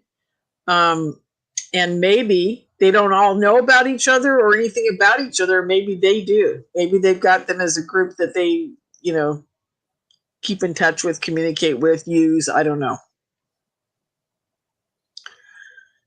I think there's more than Chris out there. That's for sure. Oh, I used to know a lady that had healing powers because of her ET connection. And then there's Mary Electra. Her sound healing has cured people for years. And the ETs rearranged her voice box and everything so she could do this. So she heals people all the time. It's not like Chris, though. It's not a hands-on type of like the whole Jesus movement thing. So it's different. But, I mean, there are people, the ETs give us gifts all the time to do stuff like this. So, anyhow, I just find it fascinating. I want to know why Chris, and I want to know how many other Chris's are there that we don't know about. Well, I'm sure. Yeah, and then there's the whole story with Lynn Buchanan, where he's invited on the ship to, fly and go live with them and fly the ship. And he says, oh, good, I'll go get my family, right? He's like all ready to go. And they said, no, can't take the family, it can only be you. He's like, no, I want to bring everybody. They're like, nope, it can only be you. And then he couldn't go because he had to stay here and take care of his family. So that was trippy. But, you know the story about him going to the underground base. I'm sure you do. Yeah. So he goes to an underground base and he's having telepathic communication with ET. So we already know the government did that. How many times have they done that? And who are they using? That's what I want to know. You know what I'm surprised with? I've been thinking about this a lot recently, is how come there, or maybe somebody, it's been almost 30 years since Phil Schneider's death. Oh, yeah. 29 years since Phil Schneider's death. Everybody still talks about Phil Schneider, but nobody's speaking about Phil Schneider. Yeah, Phil, I was around during that when he came out. I was right after he came out, and I got into him in his whole story a year before he died. He was living in Wilsonville, Oregon, right near me. I used to live in Wilsonville at one point, and I actually knew the apartment building he was living in. Anyhow, long story short, there are people up in Oregon who know the real truth about the whole Phil Schneider story. Now, he was murdered, and I believe his story. I debunked it at first, way back in the day. I debunked it. But there are people still up in Oregon that I can get in touch with at some point. I have to go up there soon to see my mom. So I might try to see if anybody's still around from that era. And the other person you might want to get in touch with, I know that he's a another guy on radio, but is Clyde Lewis. He might have some connections to Phil. Yeah, I'm going to investigate that a little bit more. Yeah, do. And there's some, I don't know if it's still on the internet, but man, there was some amazing stuff that I was shocked was on the internet about him at one point. And I do know that, God, I'm looking at his face, the guy with the eye patch back in the 90s that used to do all the conferences in Vegas, Bo Greist. Bo Greist knew about Phil Schneider. He knew exactly what happened to Phil. And also Wolf Spirit Radio. Do you remember that guy? Gosh, he knew exactly what happened to Phil too. These are all the old timers from the 90s and 80s that were whistleblowing about ufology and all the conspiracies and stuff. And I got to know them all pretty well in the late 90s through Conspiracy Con. I got to say, Conspiracy Con opened up my whole world. Yeah, he is a hero. I totally agree with you on that. Big thank you tonight to Vaughn ×2, Lee ×2 for the super chats. We greatly appreciate your love and support. You got about 25 seconds. You know who else was another person that knew about Phil was the guy who was killed, Bill Cooper. Bill Cooper knew about Phil. The real deal. Yeah. All right. We got about 7 seconds.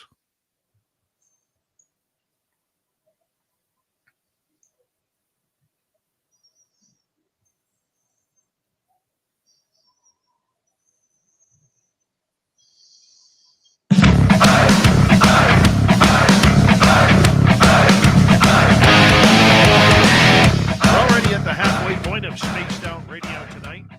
My name is Dave Scott. Thank you for joining us. So we appreciate you tuning us on in wherever you are on this beautiful planet. Reminder to all of you that if you missed portions of this show or others, you can check out our free archives on YouTube or any major podcast network. Our website, spacedoutradio.com. We have a plethora of features for you. Rock out to Bumblefoot, read the news wire, check out our swag as well. Follow us on X at Spaced Out Radio, Instagram at Spaced Out Radio Show, and on Patreon in the Space Travelers Club. Here we go, Lorien Fenton. We have her till the top of the hour here on the show, talking all things UFO. And Lorien, right before the break, we were talking about Chris Bledsoe. We were talking about, who's the next one? Where are these people coming from? You were talking about some of the scandals that have come through. You wanted to continue. Yeah, I just wanted to say that, I am convinced that there are many others like Chris Bledsoe out there. And I find it fascinating that they've kind of, glommed onto Chris, and he is now the focal point of all ufology. If you're coming into ufology and this is your first, gig into it, you're assaulted by the podcasters out there like the Benny Jones, and, it goes on and on, all these science guys that, it makes you just wonder, I don't know.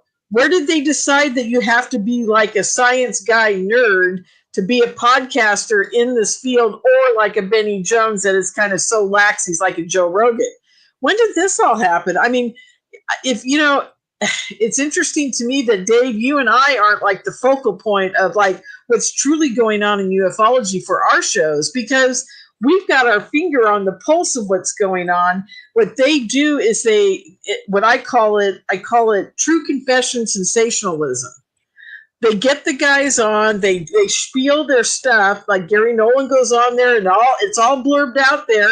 Then everybody's like, oh, Gary Nolan's the greatest thing. But guess what? They've forgotten about what he just said.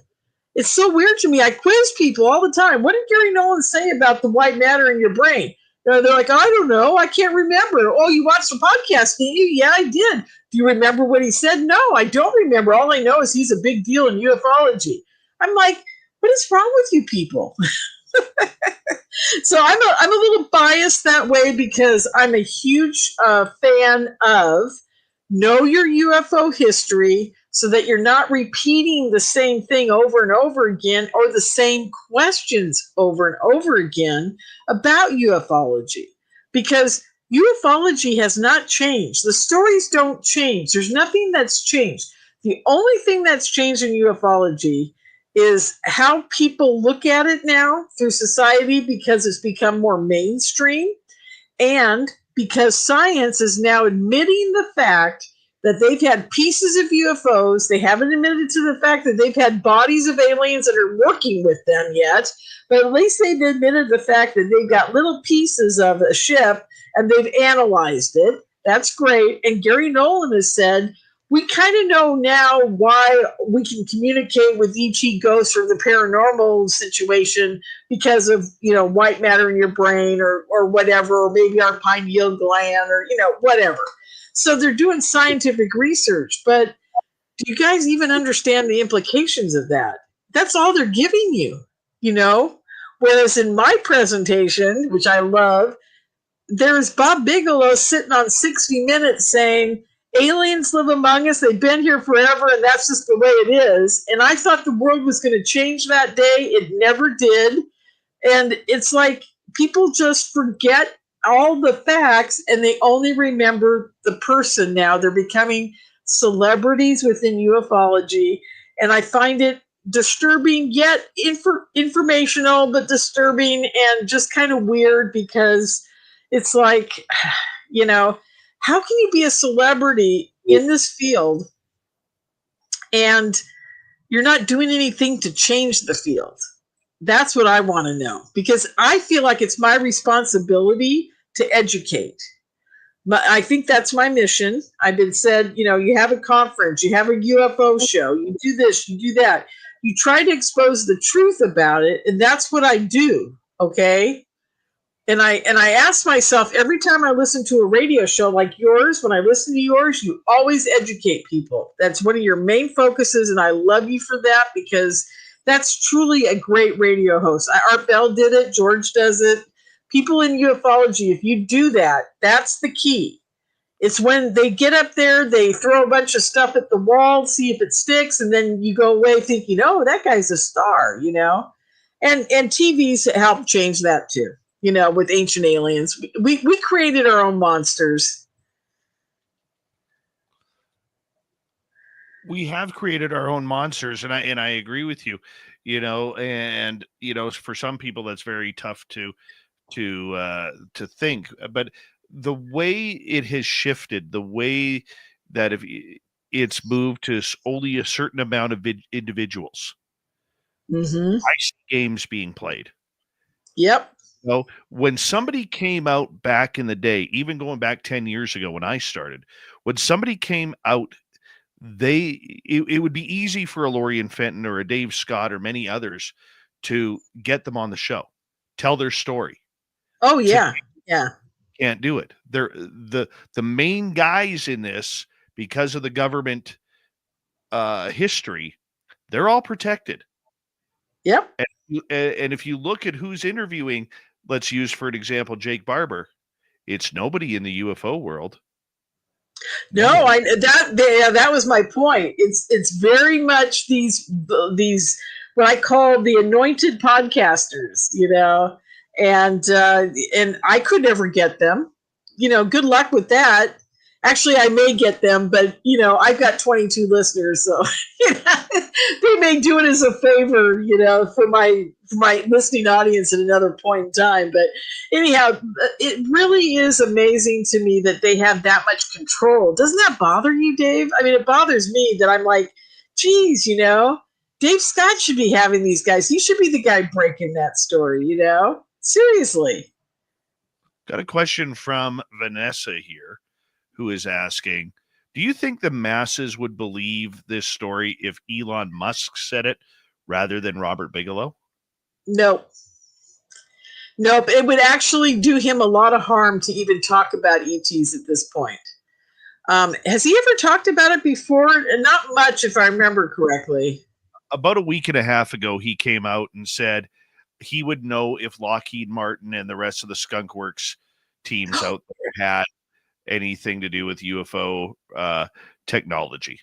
Yeah, and I think he would too, for that matter. I think he was telling the truth, but I don't think it would do Elon any good to even mention something, beyond that.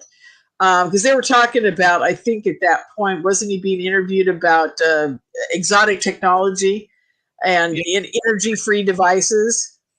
Yet the piece of the puzzle that everybody keeps missing, Lorian, is Peter Thiel. Oh, yeah. Is a giant donor politically. Yep. He's a extremely large defense contracting company called Palantir. That's right. First couple of billion with Elon Musk for selling PayPal. He then, earlier, about a year and a half ago, 2 years ago, I guess now, maybe 3, he invested, we figure the numbers around $8 million to start the UFO reporting site Enigma Labs. That's right. And then he went quiet.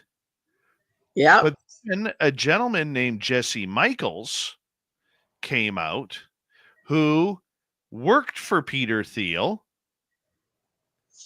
I don't know about this. Tell me more. And made his money from working with Peter Thiel. And Jesse Michaels is the man who apparently, from people who I've talked to, have met him, he's apparently a really good dude. Really good dude. But if you look at all the new players in the game, one of the things that's on Michael's resume is he is an expert at social media influence. Now, if you look at the people he is surrounding himself with, Sean Ryan, millions of subscribers. Julian Dory, almost 1 million subscribers. Chris Ramsey, 7.17 million subscribers. Logan Paul, 30 million subscribers. And when these big-time YouTube channels, because he understands the power of influence, when they hop on the UFO train, Jesse Michaels hooks up with them. And they're the ones who now get the Jake Barbers, the Randy Andersons, and all of the big names.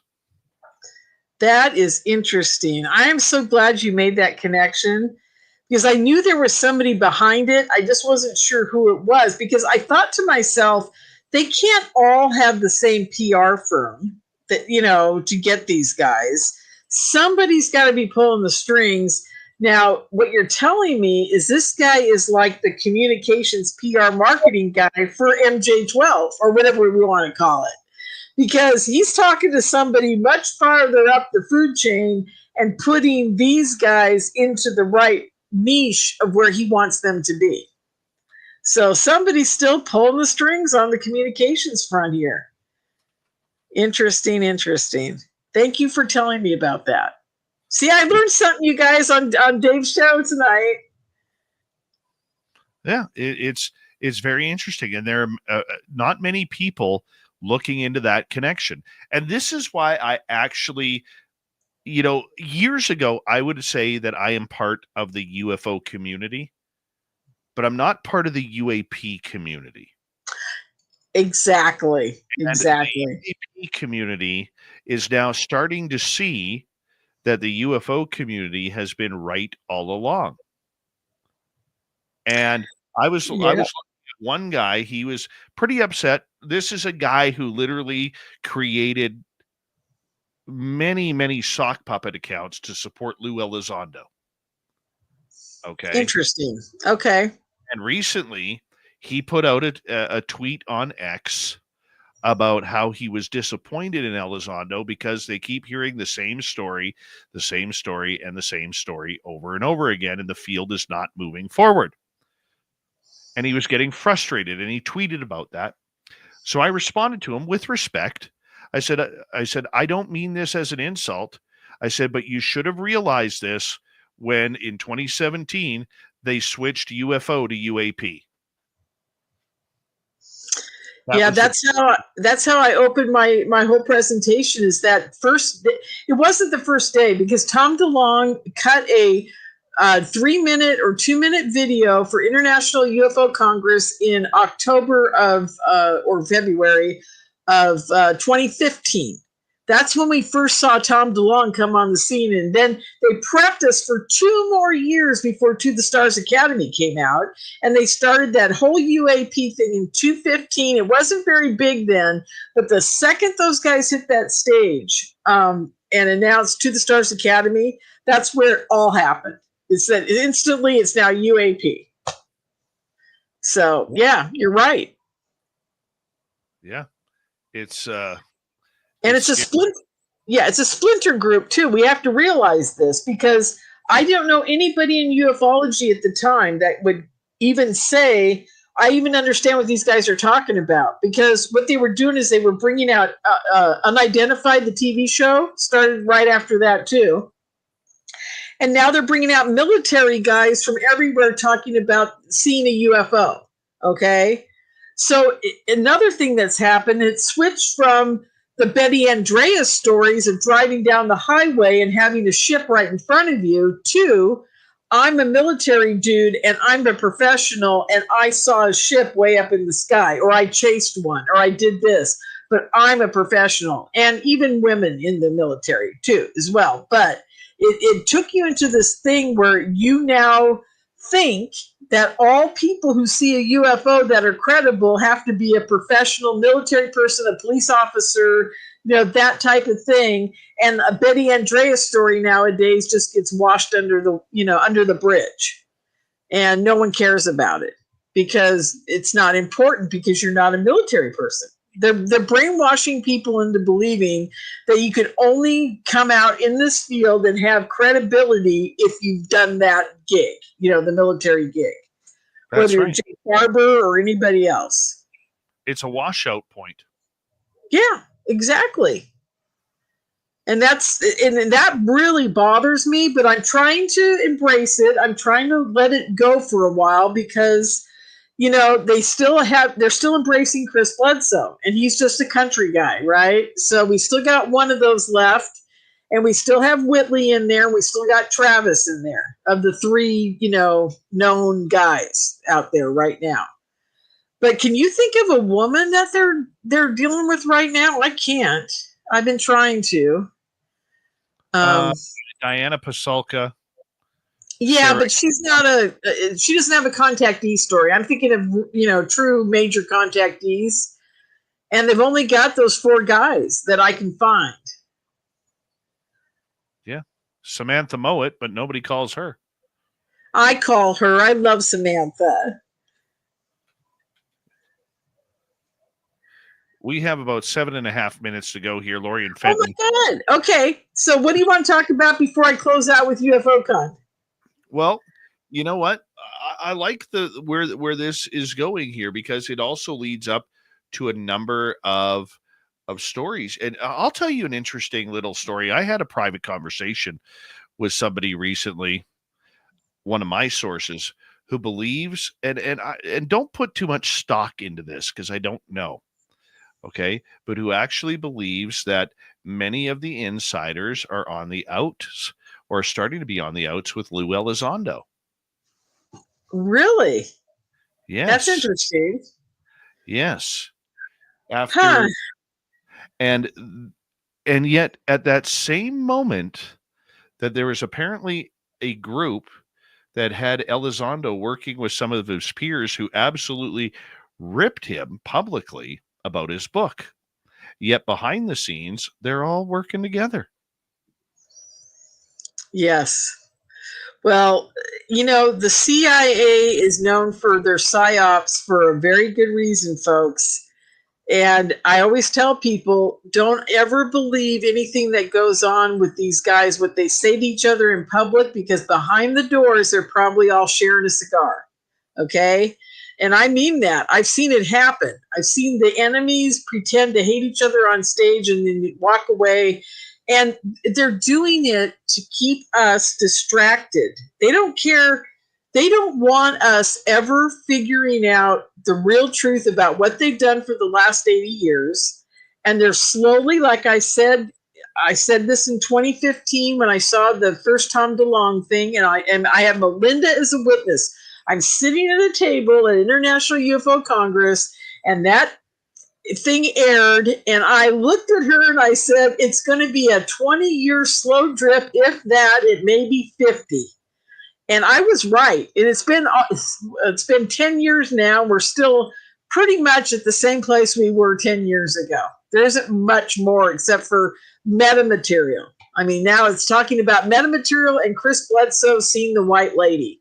I mean, so what? They haven't changed. They haven't moved the meter at all for me. They haven't gotten to a point where they said all the contactees should get together and we're going to have a whole weekend of where every contactee in the United States get together in Washington, D.C., and we all sit there on the front of the whole, the Washington Mall area in front of the White House, all, 200,000, 500,000 of us, a million of us, whatever, and we all point up to the sky like in Close Encounters of the Third Kind, and then all say, there's our ship, and they all come down and land on the lawn. That's it. That's what's got to happen. And they know that we could do it.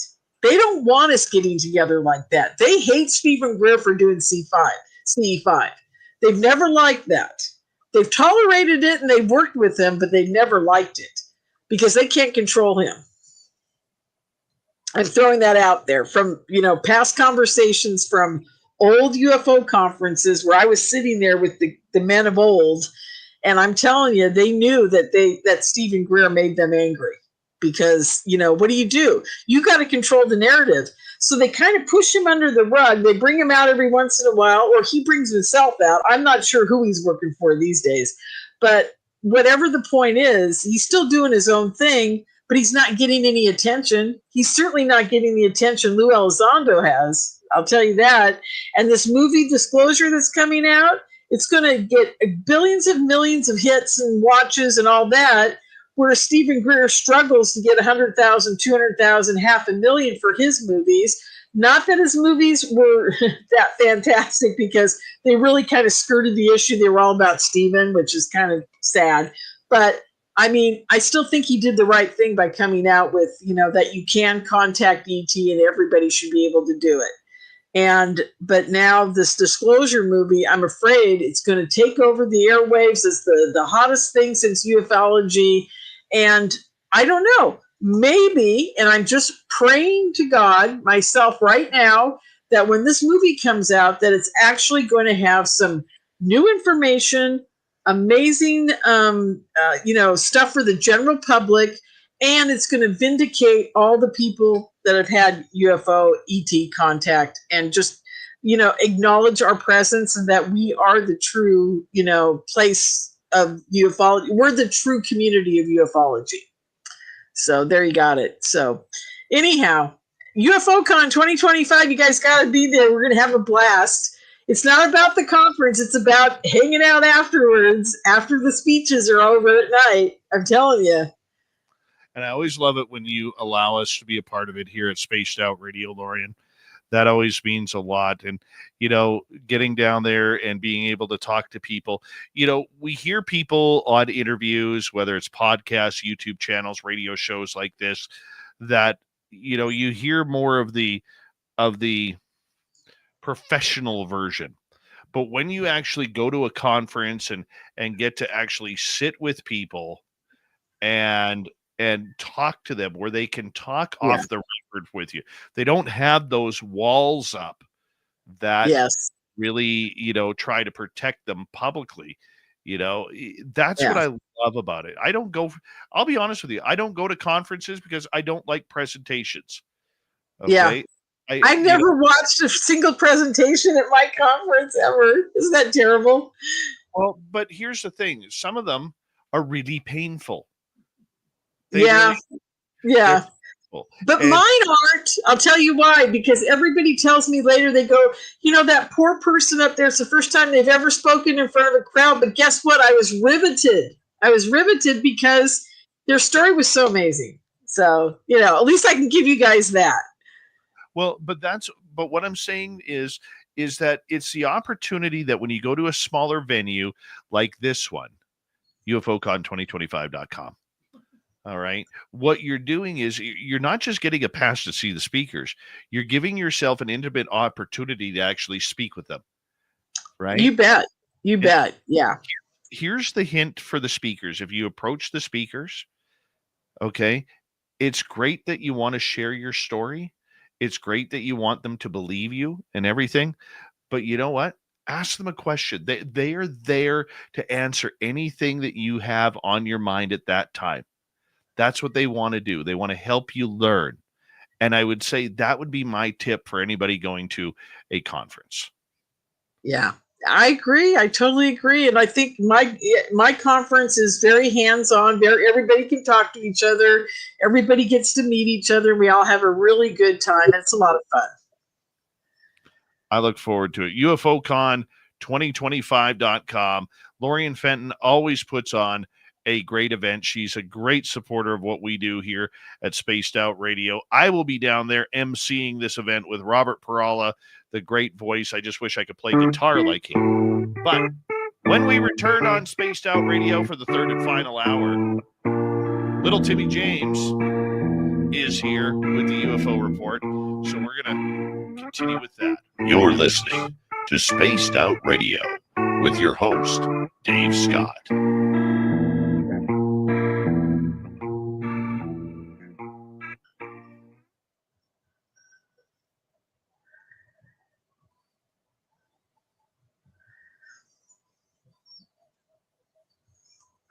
All right, we are clear. Thank you. That was very sweet of you. Thank you for having me tonight. I really appreciate it. Always love you, dear. Thank you for coming on. Okay. I got to get back. I left work and I brought it home and I'm going to go do payroll now. Go have fun. Talk soon. Okay, dear. Take care. I'll see you in a few weeks. Yes, you will. Okay, bye. Lorien Fenton, everybody. We'll be right back.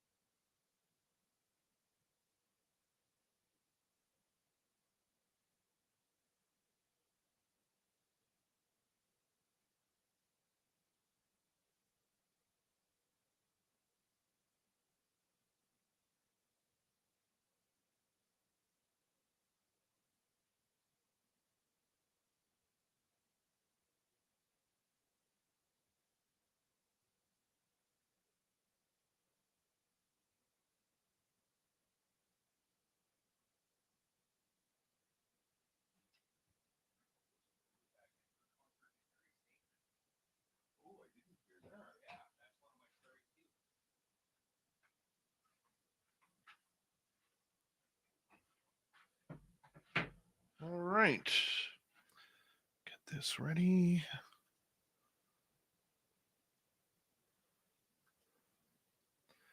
And how are we all doing?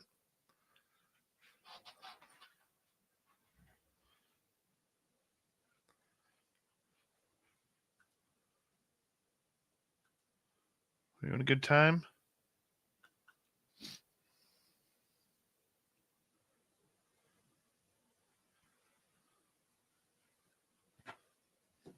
Excuse me one sec.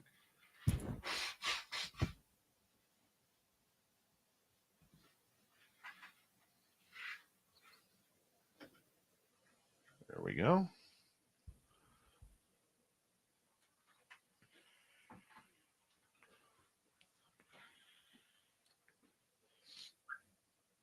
All right.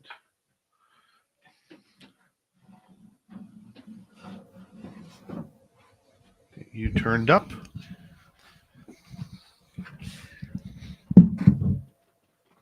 Get those out of my pocket. Thanks tonight to Major Lee ×2 and Bon Patrick ×2 for the super chats. Greatly appreciate the love.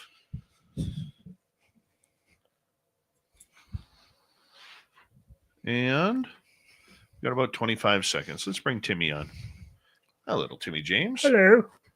How you doing? Good, and you? I'm good. Excellent. Excellent. Excellent. Yeah. 10 seconds.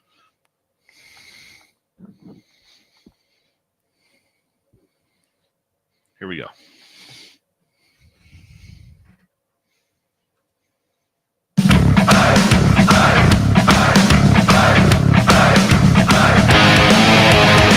Here we go at the third and final hour of Spaced Out Radio tonight. UFO report right around the corner. My name is Dave Scott. Thank you very much for taking the time to join us. We really do appreciate your listening ears wherever you are on this beautiful planet we call Earth. Hello to everyone listening in on our terrestrial affiliates around North America, digitally on every major podcast network. Our website, spacedoutradio.com. We have a plethora of features for you. Rock out to Bumblefoot, read the news wire, check out our swag as well. Follow us on X at Spaced Out Radio, Instagram at Spaced Out Radio Show, and on Patreon in the Space Travelers Club. The Desert Clam has set the password for tonight in the SOR Space Travelers Club. Habanera. Habanera is your password. Use it wisely, Space Travelers, as the Clam sets the password each and every night right here on Spaced Out Radio. Now, normally we go to Swamp Dweller. Tonight, though, a little bit different. And Swampy, don't hate me for it. I apologize. I had to take in a meeting earlier tonight for my daytime job. And because of that, we literally ended it about 8 minutes before showtime. I didn't have a chance to record it. No, because we're not playing it live. That one's Memorex. If anybody remembers Memorex out there.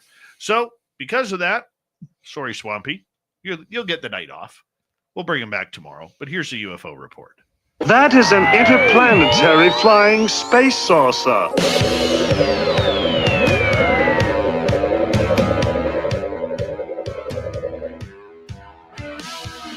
You have made me very angry. Very angry indeed. All right. It is the UFO report. This is little Timmy James in here right now, taking it right from the top. I don't know how you're going to fill those extra 3 to 4 minutes, my friend. Oh, the pressure's on. It really is.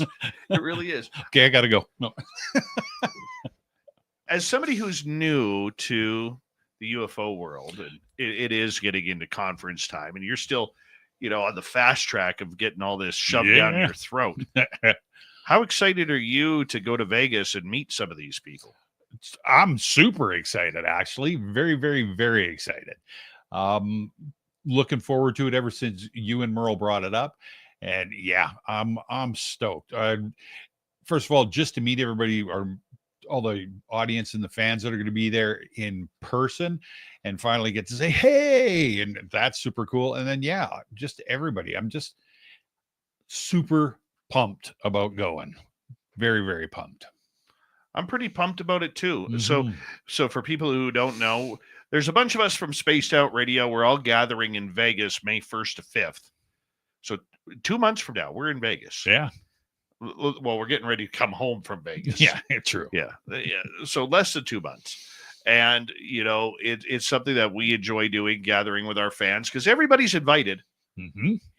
We're not doing a presentation. It's just a hangout session to talk some UFOs, to talk some Bigfoot and ghosts and do whatever. Exactly. That's what we're doing. No pressure, no nothing. Just come hang out for a great weekend of strangeness. I don't even know how many people are coming.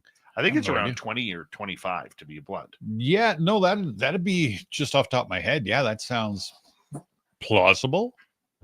That's a good word, plausible. We don't use the word plausible enough. No. You know what I am looking forward to? The 2-story Taco Bell? Well, besides the 2-story Taco Bell. All right, then. Because that is on the hit list. Yes, it is. There's certain things that I do that are absolute musts in Vegas when I go. Okay. The 2-story Taco Bell is now one of them. Yes. I've only been there once, but that one's been added to the list. Okay.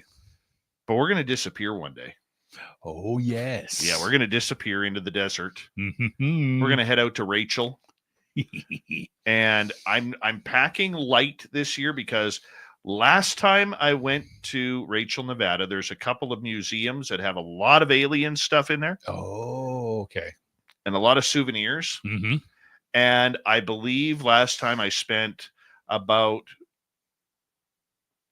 $550 American. So that's about $900 Canadian. Yeah. On everything from socks to t-shirts to coffee mugs to tequila. Oh, yes, that's right. Yes. So I do plan on spending some money down there. Yes. My visa is going to get a workout. Let me tell you. It's going to get thin, is it? Yeah. You know what the funny part about it is? I've had that bottle of tequila for 2 years. I haven't opened it. Don't. I think we talked about this. Don't open it. Yeah. It's called Alien Tequila. Mm-hmm. So the shape of the bottle, it's a flat-sided bottle on both sides, but it's got carved into the glass. It's got like an alien head on it. It's beautiful. Yeah, it is. It really is beautiful. Came with shot glasses and a couple of mixes in there too. But who needs the mixes? No one. The minute you start mixing tequila, then it becomes habit. Yeah, for sure. Unless it's a margarita, but other than that, no.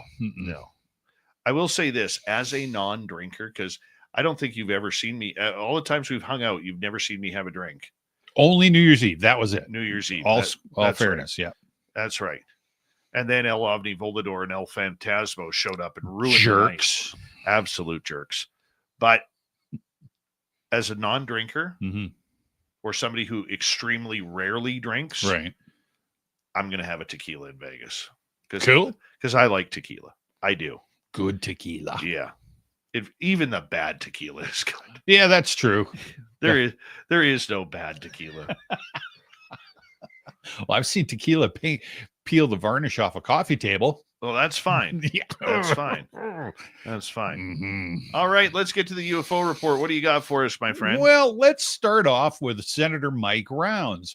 Mr. Rounds is going for round 3, no pun intended. So this came out just the other day. So Mike Rounds, a Republican from South Dakota, has been a key figure in pushing for greater transparency regarding UFOs through legislative efforts, most notably as the co-sponsor of the UAPDA, the United Unidentified Anomalous Phenomena Disclosure Act. This bipartisan initiative, led alongside Senate Majority Leader Chuck Schumer, aims to compel the U.S. government to declassify and release records related to UAPs. Established a structured disclosure process and addressed longstanding questions about government knowledge of these phenomena. Rounds has expressed a consistent interest in this issue, emphasizing the need for accountability, national security, and public awareness, while still protecting sensitive classified information.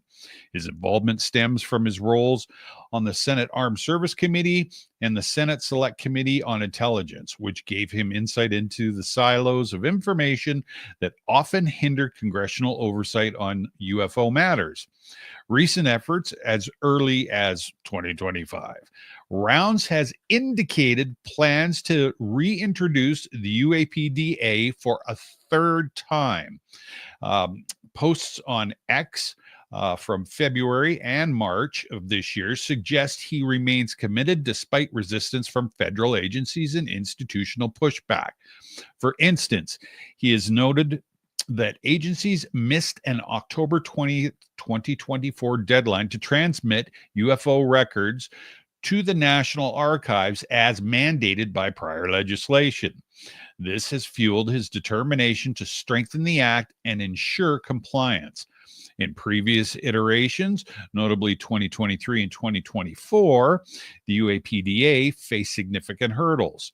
The 2023 version, initially included in the National Defense Authorization Act, was heavily watered down during conference negotiations with the House, largely due to opposition from Pentagon officials and some House lawmakers like Representatives Mike Turner and Mike Rogers. Key provisions such as establishing a presidentially appointed Senate-confirmed UAP Records Review Board with subpoena and eminent domain powers were stripped out. Rounds and Schumer reintroduced a robust version in July of 2024 as an amendment to the fiscal year 2025 NDAA, but its fate remains uncertain as late 2024, with Rounds stating in December that there's UFO stuff in the NDAA, but I don't know whether it's what you're concerned with. Rounds later pushed, as reported in early 2025, reflects his belief that the government needs a structured mechanism to disclose UFO-related information. He has hinted at refining the legislation to address past shortcomings through specifics on new provisions are unclear. His comments suggest a focus on balancing transparency with national security, a reoccurring theme in his advocacy. For example, he has speculated about whether UFO-related materials might have influenced U.S. technology development, a question he believes deserves exploration through disclosure. Rounds' pursuit of the UAPDA is ongoing, but success hinges on several factors: bipartisan support, negotiations with the House, particularly the Intelligence Committee, and overcoming entrenched resistance from the Defense Department. His optimism, we've got a shot at it, contrast with the challenges faced in prior attempts, indicating a marathon effort rather than a quick victory. So we're going for round 3. I like it. Yeah. And I'll tell you why I like it. Mm-hmm.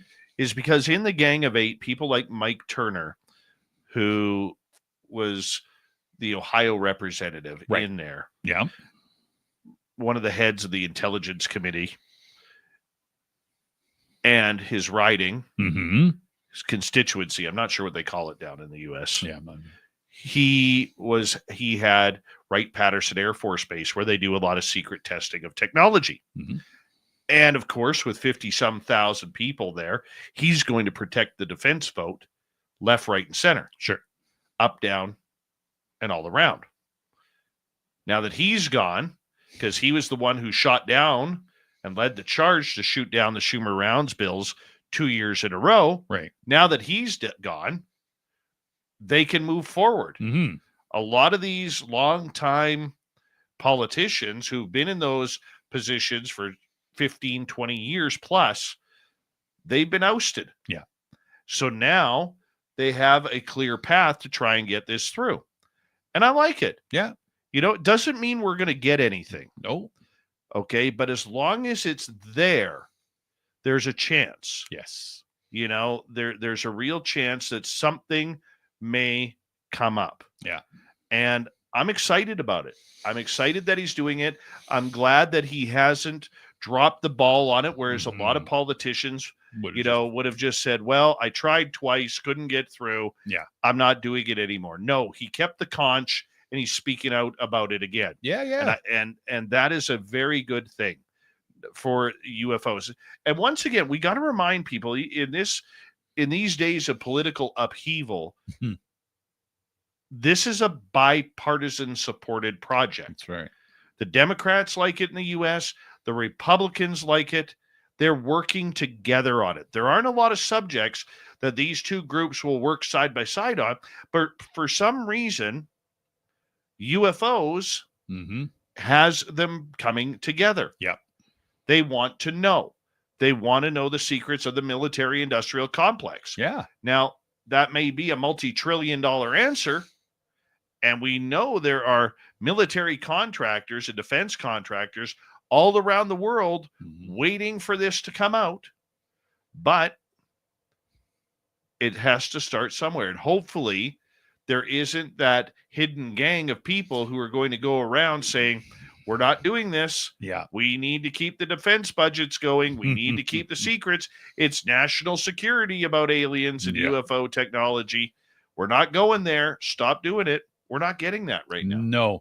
No, definitely not. There seems to be a groundswell that, Anna Paulina Luna, like all those people, like it's not just happening from one spot. The shots are coming from the pointy sticks from different directions now. So I think you're right. I think that, everywhere anybody's turning that's opposed is going to find resistance at some place one way or the other. So I think you're exactly right on that. Yeah, I think we're right too. And it makes December, when the bill will be presented, makes the fall session become very interesting now in regards to our subject matter. Definitely. All right. What else do you got? Speaking of redos, now this is allegedly speaking. So as of the 3rd of March, there's been ongoing discussion about the UFO whistleblowers being recalled back to Capitol Hill based on recent developments and sentiments expressed in various sources, including posts on X and news reports from late 2024. So here's the story as it stands.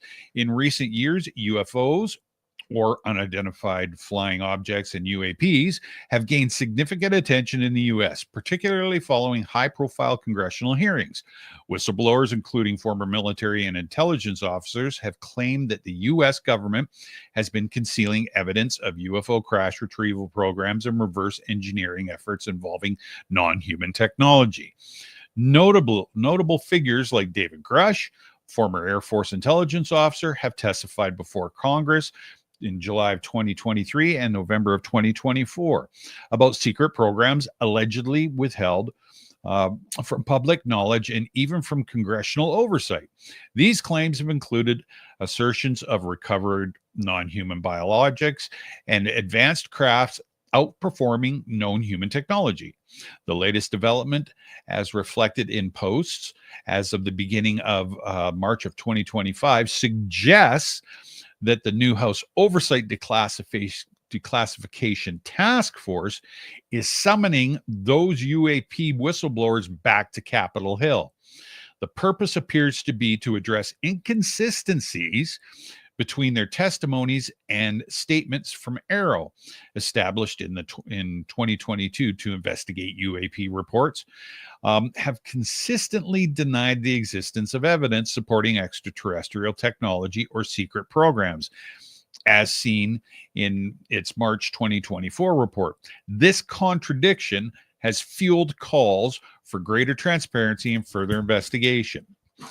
The renewed efforts stem from a combination of bipartisan interest in Congress and public pressure following viral incidents like the alleged UFO sightings over Capitol Hill in November of 24, which, though debunked by experts as camera lens flares, reignited debates. Whistleblowers, including Grush and others like retired Navy Rear Admiral Tim Gaudette, have argued that excessive secrecy poses a national security risk and that the government's reluctance to share UAP data undermines public trust.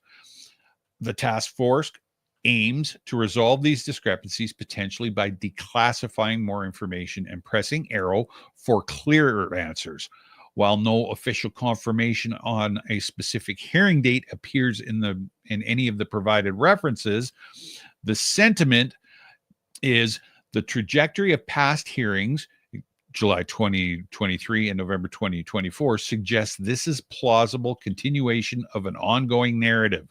The story reflects a broader push to challenge the establishment's stance and expose what some believe is an 80-year cover-up, a theme also highlighted in the upcoming documentaries like The Age of Disclosure, set to premiere this month. In summary, UFO whistleblowers are reportedly being called back to Capitol Hill in early 2025 to reconcile their claims of hidden UFO programs with Arrow's denials. The situation remains fluid, with public and congressional interest showing no signs of waning. Well, there's a number of ways to take this, and it'll probably last throughout when we go to the break here in about 3.5 minutes. Is it good that Congress may be calling back all the whistleblowers to retestify? It's going to be interesting to see how that plays out because the giant shift in U.S. politics seems to have a lot more openness. I'm not saying transparency. No. I'm saying openness to the potential topic of discussion. And now that representatives have, this group where they're going through all the big secrets the United States has, from the Epstein files to JFK and UFOs, maybe this is what gets the ball rolling and allows these whistleblowers to speak. Right. Because so far they've been pretty clammed up. And when you're not talking about buy my book or give NASA money, there is actually a story there that needs to be told outside of a skiff and in public. But I think, though, that the UFO public is starting to wane over this. We've heard this before. If I play devil's advocate here, because I do like this. Yeah. If we play devil's advocate here for a moment, people are tired of, I can't say that. I can't talk about that. Yeah. It's a trust me bro situation. Yeah. We see it nightly in our chat room. People are tired of trust me bro stories. Sure. They want the truth. The problem is you can't provide proof. Right. There is no proof out there. And for those who gripe about the proof, okay, whether it's a listener, whether it's podcasters, YouTubers, or even the whistleblowers themselves, they're not going to release it. No. They're not going to release it. This stuff is so buried. I mean, Fort Knox, you'd have a better chance of getting gold out of there than actually getting the UFO story. Yeah.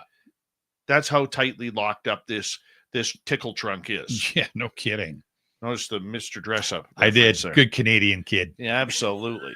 So, but that being said, the whistleblowers have to come to speak too. Oh, yeah. Okay. Because the UFO community, getting back to what I was just saying, they are getting tired of this game. Right. They want answers. They deserve answers.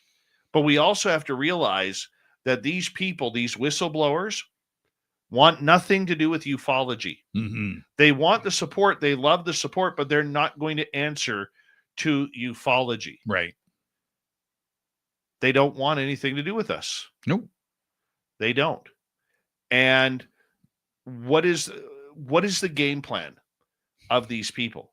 What is the end game of what they are doing? Is it government contracts to crash retrieval teams or communication teams or signal teams with psionics? Yeah. Okay. Is it more than that? Is there defense contracts that it's about? We have to realize there is a bigger story to this where people are actually playing with real money. Yeah. And if we do have crash retrievals, which I believe we do, absolutely, we're looking at potentially trillions of dollars. That's taxpayer dollars, my American friends. Mm-hmm. Trillions of dollars being spent on this new technology. And how long until humanity actually gets to see it? Tim, you hold on. We're going to continue this topic of discussion when we return on Spaced Out Radio for the final half hour and the UFO Report. This is Spaced Out Radio and your host, Dave Scott.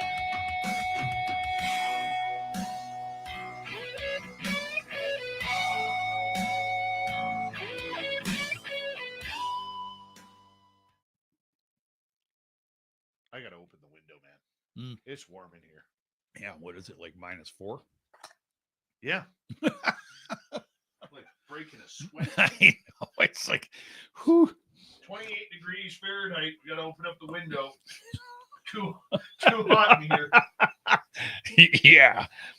Oh, my goodness. Oh, my. I know, I almost left the house without my coat on tonight. I was like, nah, not quite yet. There we go. Feel that breeze. I know, it's awesome. Woo! Hello. Hello, breeze. I'm Dave. Welcome to the studio. Welcome to the studio. Oh, good crack. Oh, Nice. yeah.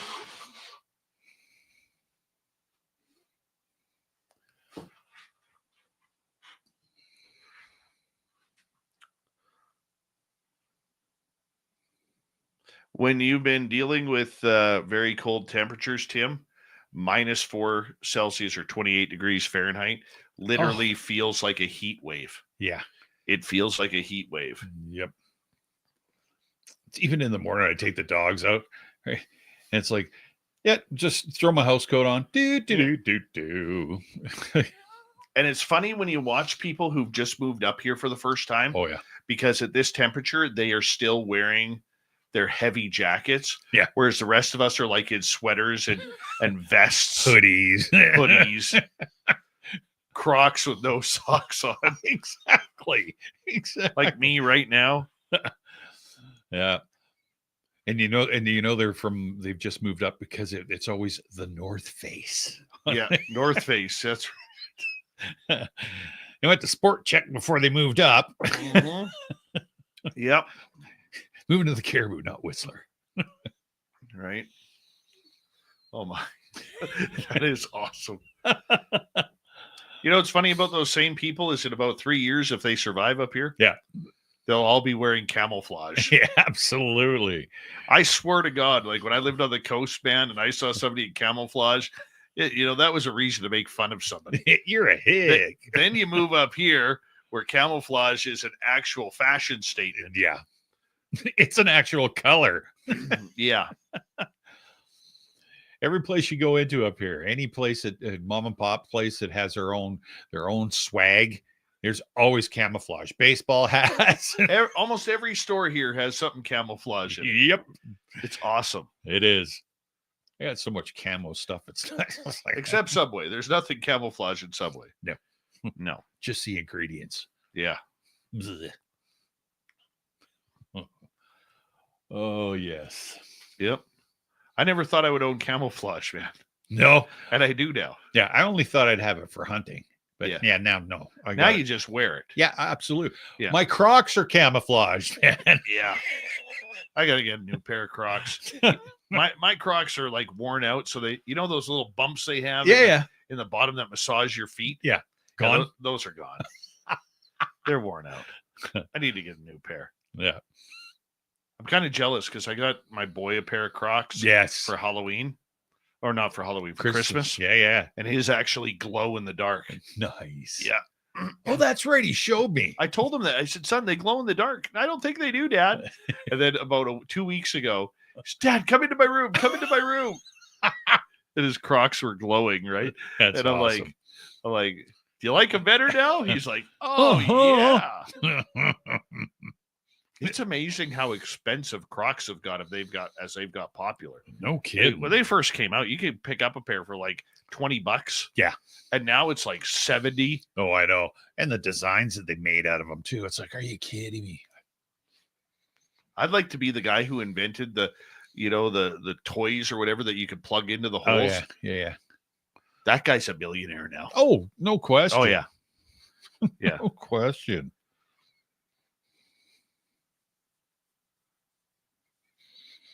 Oh, yeah. Paramarv, it's a gift, buddy. It's a gift. We got like 45 seconds. Let's continue this talk, though, about the whistleblowers. Sure. I got to go to Crocs Canada. They're all on sale now, man. Are they? Yeah. Oh, God. Yeah, I know. I better go look. Uh-huh. Mm-hmm. Oh, that's what the missus said to me the other night. She goes, we should get another set each. I was like, you're croc addicted. Hold on. I'm in the kid. Oh, it's all kids stuff in the. All right. Here we go. We have 15 seconds. Thank you to Vaughn ×2, Major Lee ×2 for the super chats. Greatly appreciate the love. And here we go, everybody. I guess we got like 12 seconds, but I don't care. I'm just going to say, here we go, everybody. And sit quiet.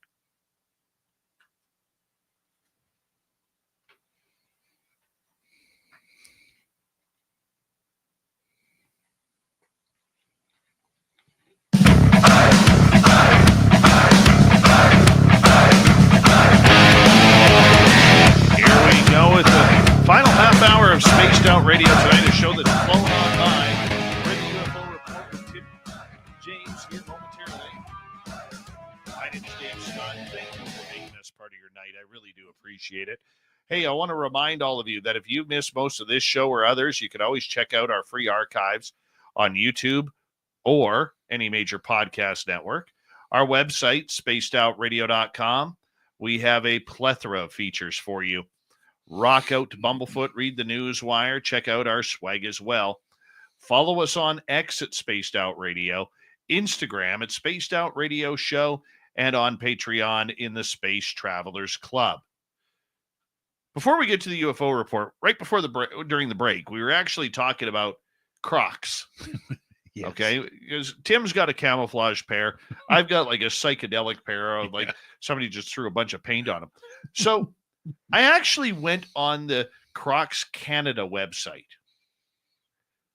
The sale ones that they're trying to get rid of, they're ugly. Oh, of course. They are totally ugly. When the hell or why the hell would someone pay $114 for a pair of Crocs? What? Yeah. Or if you want the Crocs NBA All-Star Game Classic clog, $90. Oh! The Crocs maybe cost about $2.74 to make. Mm-hmm. And then maybe add in $1.50 for shipping. Yeah. Because all of that stuff is made overseas. Yes. They don't get delivered in a box. No. No. No, they're in a plastic bag, That's it. which is not environmentally friendly. $89 for Crocs. Wow. 89 Canadian. So that's about $12 American right now. Exactly. Right? But $89 Canadian for a pair of Crocs. Wow. Yeah. I can't believe that. Mm-hmm. It's ludicrous. You know what? This is a get off my lawn kind of moment. I think so. How in the hell do they charge $100 for a pair of Crocs?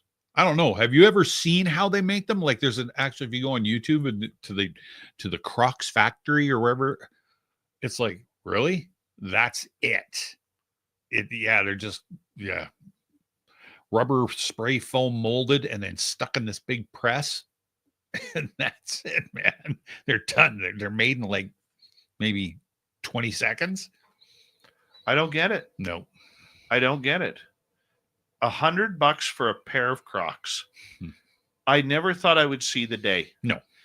That's when okay, because I'm a capitalist by heart. Yes. That's when capitalism is really out of whack right now. When they are charging $100 for a pair of Crocs. Now, I know this doesn't have anything to do with UFOs or anything like that, but you know what I'm going to do? I'm just going to keep pestering Winners. There you go. Yeah, I got mine for like $28 at Winners. Right? Yeah. Right? I am not supporting this website when you're paying $100 for a pair of Crocs. Yeah, I think I paid like 35 for mine. Yeah. Seriously. Yeah, no. Like, I almost feel like being one of those Karens going on X right now and tweeting out to Crocs Canada, $100 for a pair of Crocs. Are you blanking serious right now? No kidding. You can make reels for TikTok and stuff too, right? Oh That'd my be God. awesome. That is very disappointing. But you know what? I love them. They are literally one of the most comfortable shoes They I've ever are worn. for me. I have no really problem with do. that. Mhm. Them and Skechers. I love the Skechers and the Hey Dudes. Hey, dude. But even Hey Dudes, when Hey Dudes first came out, you know, they were trying to corner the market like Skechers did. Yeah, yeah. And when they first came out, they were like, you know, $39, $40 a pair of shoes. Now they're like the same shoes are like $79 to $85. But they're really good. Yeah. And the problem is I have a shoe fetish. I have. I do have. I love my Converse. Mm-hmm. You know, every time you see me, I'm wearing some different type of shoe. Yep. But I'm literally having to shut that down. No kidding. I have a watch fetish. Oh, And I know have a that. shoe fetish. Yes, you do. And it's getting ridiculous. It really is. All right, let's get back to the topic at hand. I'm done with that rant. Right on. The whistleblowers. Yes, yes. Your thoughts? Do we need to hear from all these guys again? I'm not sure if we do or we don't. I'm just kind of, my thought is that, what is it? Correct me if I'm wrong. Now, Anna Paulina Luna has got what, 6 months, a temporary 6-month window to do all this disclosure in or whatever. Like, they haven't given her an endless job. So I'm just wondering how far, first of all, everybody's going to get, how far they're going to get in 6 months, you know. But I'm not sure about the them bringing back the whistleblowers so much, because I wonder how much of it'll be regurgitated. And I mean, sure, they might throw a little, you know, a couple shakes of pepper in the soup, but I don't see, you know, anything again. And I'm not trying to be negative. I'd like to see something go wham, that's great. I have a funny feeling it's just going to be, yeah. Oh, well, the last time we spoke, well, maybe it wasn't clarified correctly. You know, a lot of lip service and word salad. I'm not sure. I'm not sure what the point behind this is. We already know Arrow, under the former director, was a bit of a mishmashy, non-truthful entity. And so you're just going to tell us something that we're just going to end up seeing something that we know already.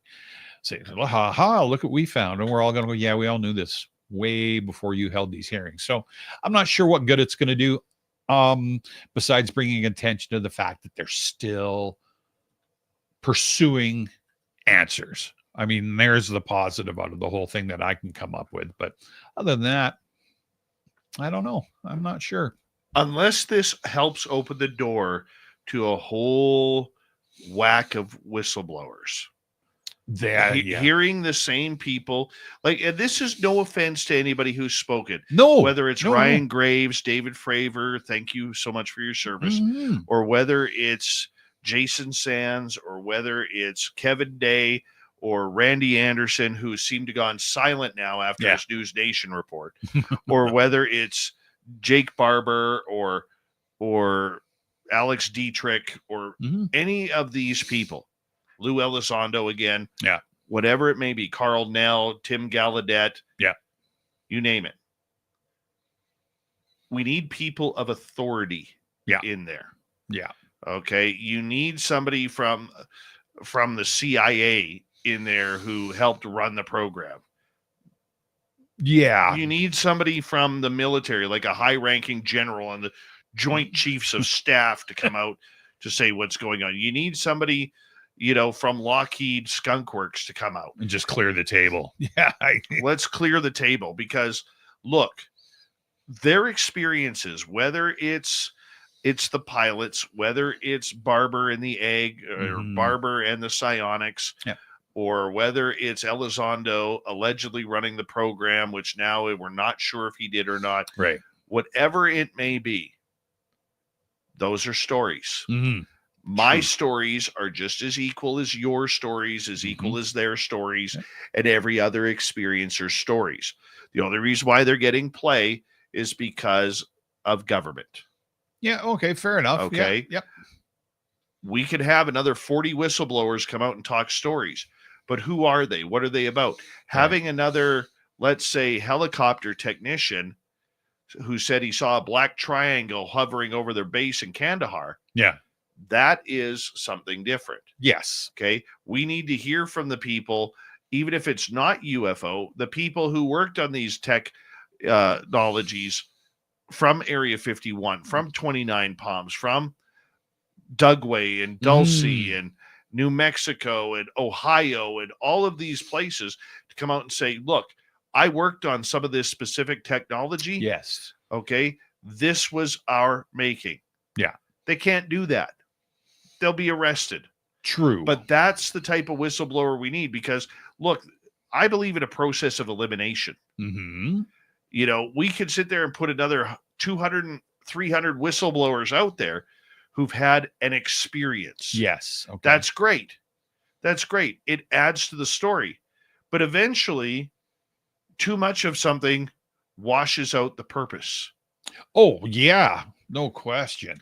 So the question is, what kind of whistleblower? If I'm Tim Burchett or Anna Polina Luna or Nancy Mace, Mm-hmm. I want the big dogs to come out. Agreed. Yeah. You come talk to me under oath. Under oath. Mm-hmm. I want to hear them speak. Mm-hmm. Do we have alien crash retrieval programs?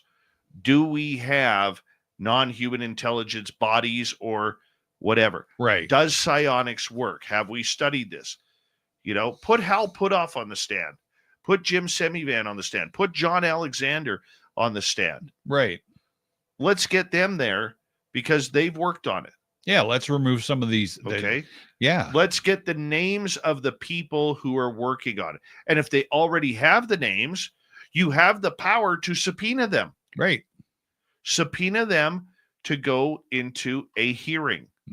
It's just like with Mark Zuckerberg when he was debating whether or not to go sit and testify in front of Congress about Facebook. Yeah. Okay.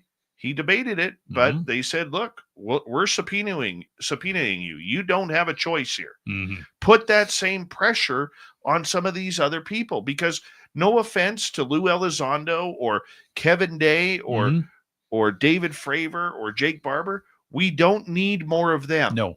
We need the people who are calling the shots. Okay? Yes, this makes for a good story. Yes.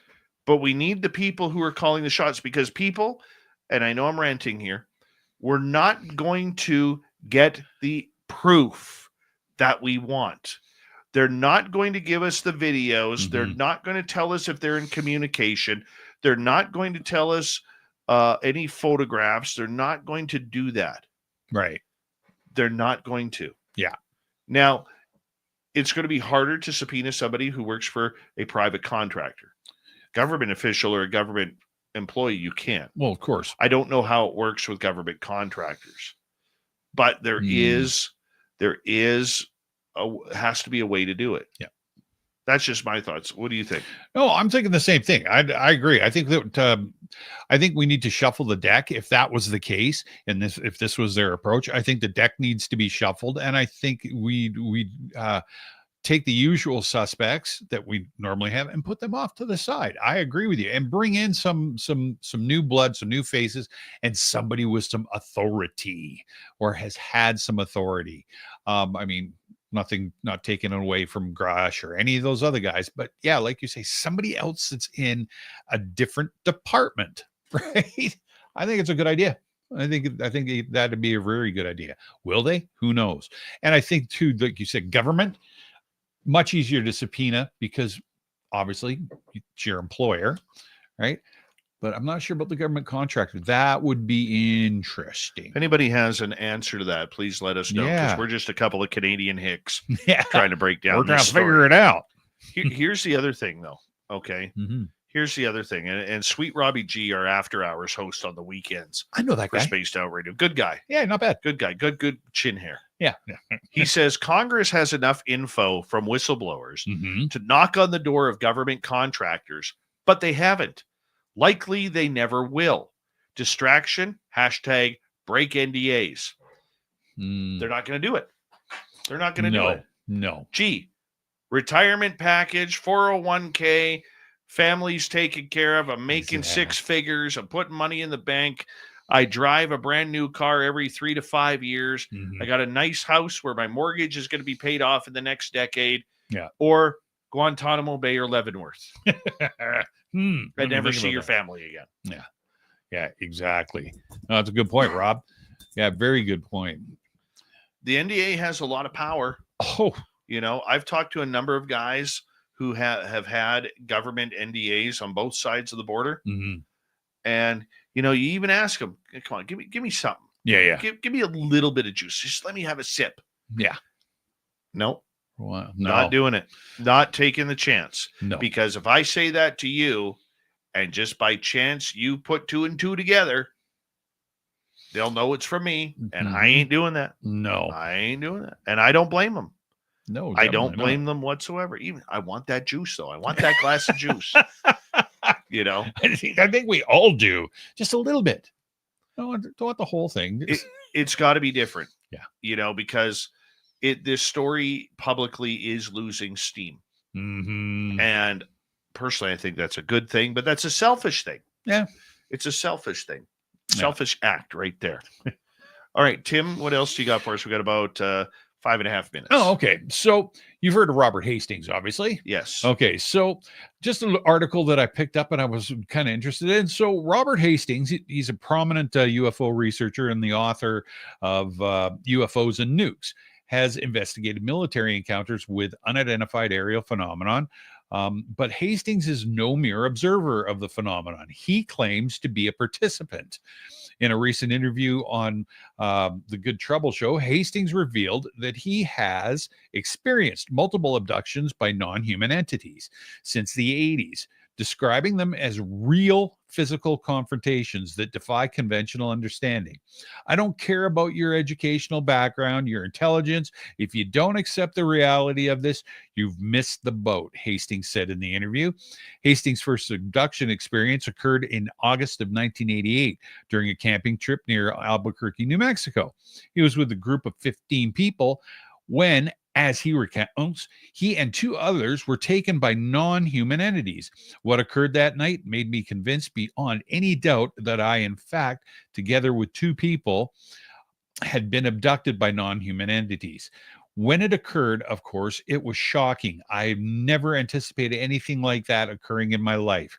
Though Hastings was familiar with abduction stories from researchers like Bud Hopkins and John Mack, he never imagined it would happen to him. Over the years, he says, the experiences continued with multiple abductions occurring from the late 80s through to 2014.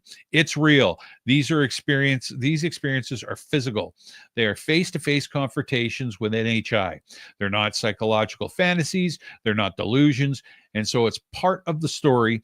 And if the full story is to be told about UFO reality, I have to, from my own perspective, incorporate this in all my other work. One of Hastings' most vivid encounters took place December 31st of 2014. He recalls waking up in the middle of the night to see a 4-foot tall entity standing at the foot of his bed. It was clearly a gray. Hastings said, large bulbous head. I couldn't see facial features. They were in the dark, but very skinny frame, about 4 foot tall. He described feeling paralyzed, knowing something was about to happen. In what felt like an instant, he was back in bed with sunlight streaming through the window. Hours had passed. As much as I wish that it hadn't happened, it did. And over the course of the late 80s, all through the 90s, and into at least 2009 or 2014, rather, I had multiple experiences that could be characterized as abductions by non-human entities. Hastings claims are not isolated.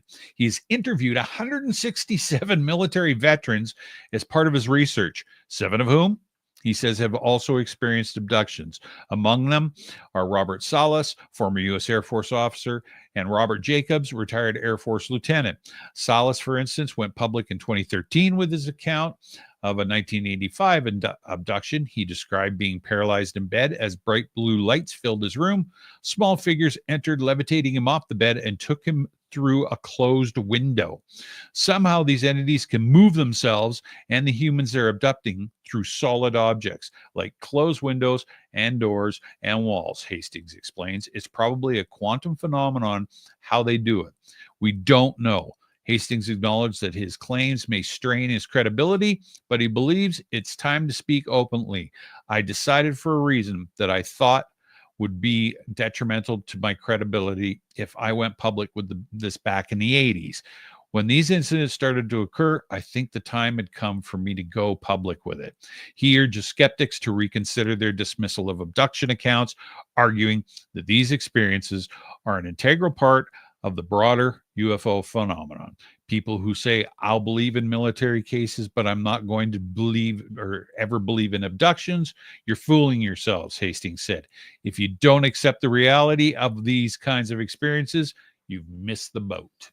Oh, yes, you've missed the boat. Now, this is a guy who was indoctrinated very early in his life into UFOs. You know, a lot of people don't know that as a teenager, his father, Robert E. Hastings, was a member of the United States Air Force and actually worked at Malmstrom Air Force Base in Great Falls, Montana. Well, this is where Hastings, as a teenager, helping clean up the air traffic control tower and, you know, the commissary and everything. Sure. Well, while they were cleaning up the air traffic control tower, eventually they allegedly saw a UFO maneuvering around the nuclear missile silos. So it's build up after build up after build up. I mean, this is a guy who's been studying this. I mean, he'll be 75 years old this year. That's right. And he just wants answers. And he has a plethora of experiences. And he's talked to a lot of people. Yeah. That's a whistleblower that needs to go on. Right? There we go. That's a whistleblower that needs to go on topic and provide the names of the people whom you've interviewed. Right. You know? Exactly. That's what we need to do. That's what we need to have. For sure. I don't know if we'll ever get it, but No, definitely. Who knows? But I still can't believe Crocs are between $70 and $100. I'm lost on this. I want Taco Bell Crocs. Do they have Taco Bell Crocs? I don't know. Maybe we could be the kings of Vegas. Oh my! Oh my goodness! It comes down to that. Taco Bell Crocs. We're now on a search. We're now on a search for it. Tim, thank you for the UFO report. It's always entertaining. Hello to Mr. Ron. Rocking in the background with little brother is watching. Rocking is in and out every single show. Get your horns up. Guitar God himself. Special thanks to everybody listening in at work, at home, in your cars, wherever you may be. Thank you to everyone in our chat room tonight. YouTube, Twitch, LGAP, Facebook, Stream, LinkedIn, Space Traveler Club, and on X, hashtag Spaced Out Radio. I know you're out there somewhere. Remember, this show is copyright by Spaced Out Radio and SOR Media Ventures Limited. Thank you so much for choosing to share your evening with us, because together, my friends, make a mistake. We're watching. we own the night. Mr. Mumblefoot, we need a favor. We need you to take us home.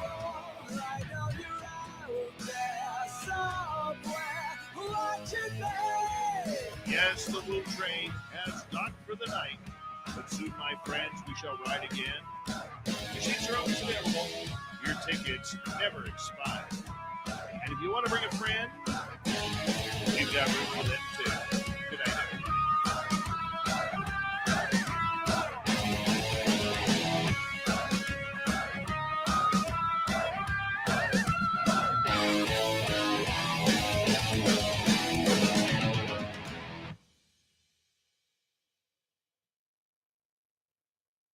You know, I always worry when I see Mama Catherine at the end of the night, you know, waving goodnight as they're saying goodnight.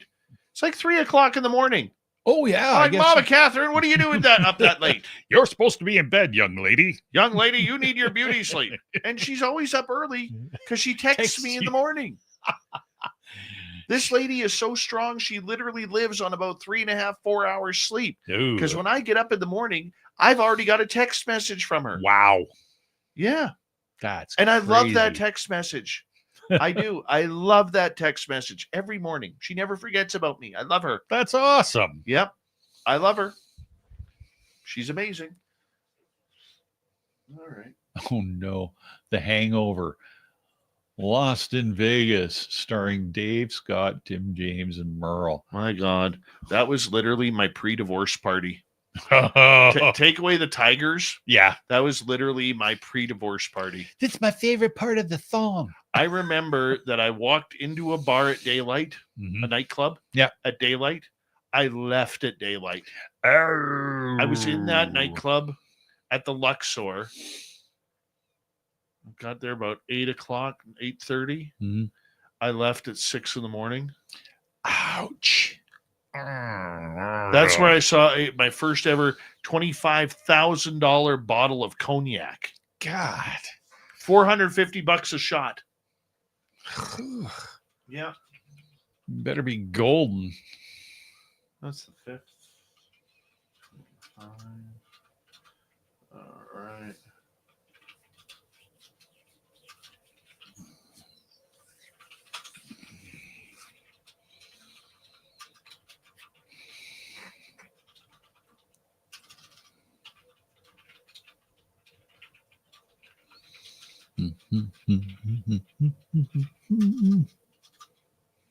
Hold on, I forgot how to spell San Francisco there for a second. SF.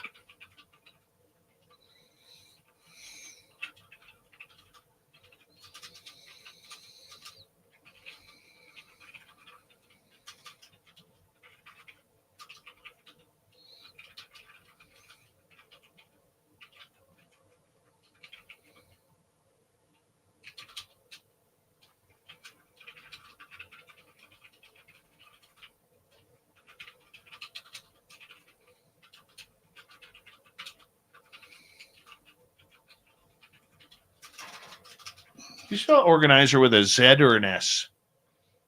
Oh, geez. Can go either way, can it not? I think it can. The American way is with an S, I believe. Yeah. Organizer? Yeah. Organ- Skip to Malou, how are you? Good morning. Oob to Joe's Maine. Yeah. You've got aliens. Is that it? With a Z? Yeah. ORGANIZER. Thank you. Mm-hmm. That's Z for all of our American friends.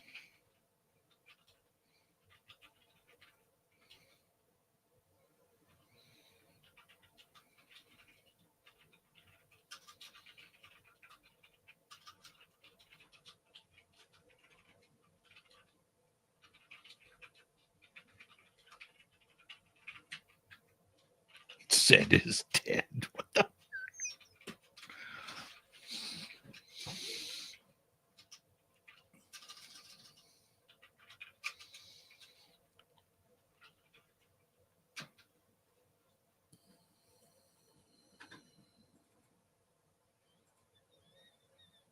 There we go.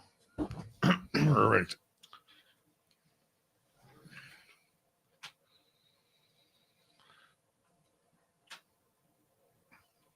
Thank God I didn't have to do Walter Sterling tonight. Oh, geez. I wouldn't have made it. No. Wouldn't have made it. Well, Nope. Nope. was he off? Yeah, he took the night off. Perfect. Yeah, because you would have been stuck in that gosh darn meeting. Oh, man. That would have been horrible. No doubt. Horrible.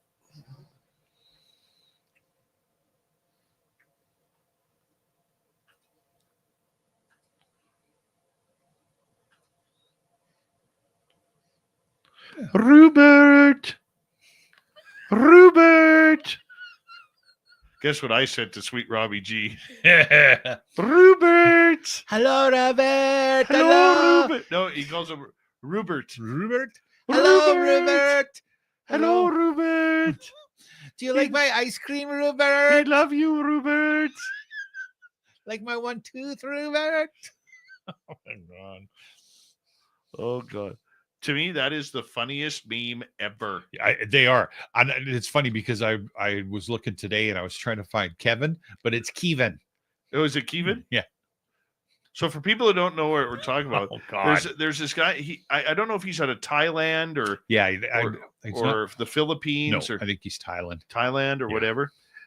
He cross dresses and wears a pink wig, and then he uses a bunch of English names and mixes it with his native language and starts talking about how he loves you and misses you and all of this. It is literally the greatest memes or shorts I've ever seen. And this guy makes me laugh so hard that every time he mentions somebody about that I know, Yeah. okay, I send it to that person. I've sent them to Merle. But yeah, I'll be sitting at work and all of a sudden my phone will go off and I was like, click, and I turn it on there. Dave sent it to me. Hello, James. Hello, I love you, James. It's just like swimming in a pool with a baby goat and stuff. It's like, what the? Right? Yeah, he is funny. Excuse me. Oh my God, that guy is hilarious. Hilarious. Rupert.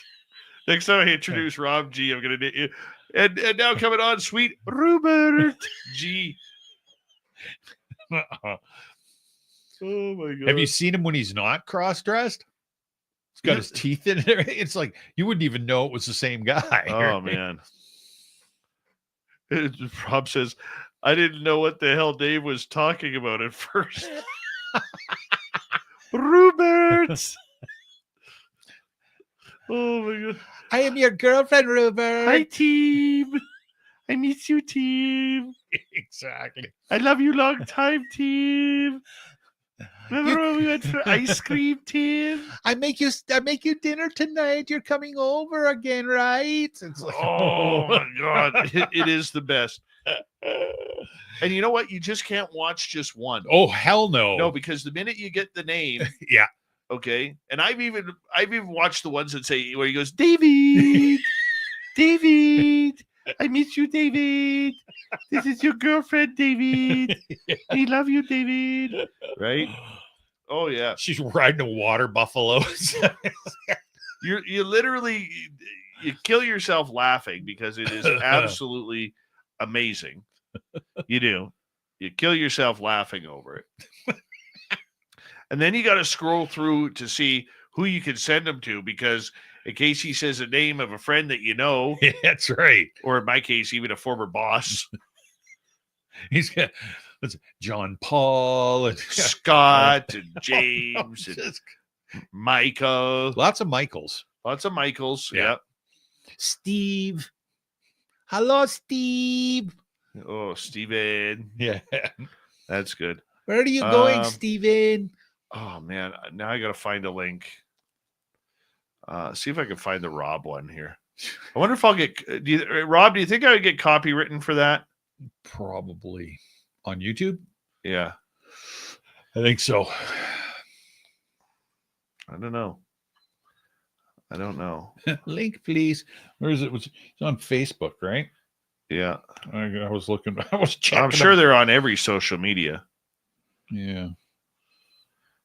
Rupert.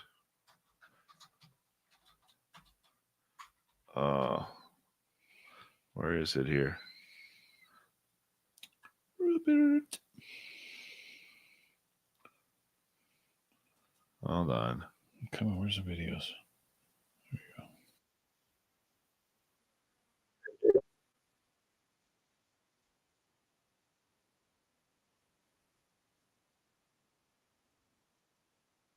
Oh, I love that guy. I love it. It makes me laugh. Rupert. Because we know what he looks like. Oh. Oh, It's not my goodness. Rupert. Not Rupert. Rupert. Rupert. It's spelled Robert. Yeah, but he pronounces it Rupert. And then Kevin is Kevin. Oh my Hello, God. Kevin. Honestly, it's one of the greatest. I'll put the link for the Rob one in the chat here so you guys could watch it. This guy just kills me laughing. Oh. He's funny. Rob's being all serious. Don't worry, Tim Mothman. Just some annoying dude on social media. Oh. Secretly, Rob's sending him out to all his friends. Oh, Rob, you have to. Rob, you have to. Exactly. Come on, Rupert. Oh, gee whiz. So 305. Oh.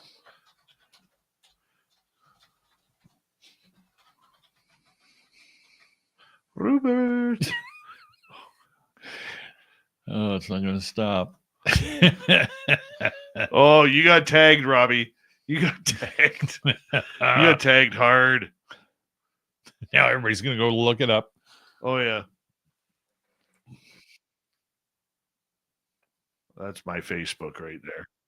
Somebody's messaging me. Oob. I got to mute this.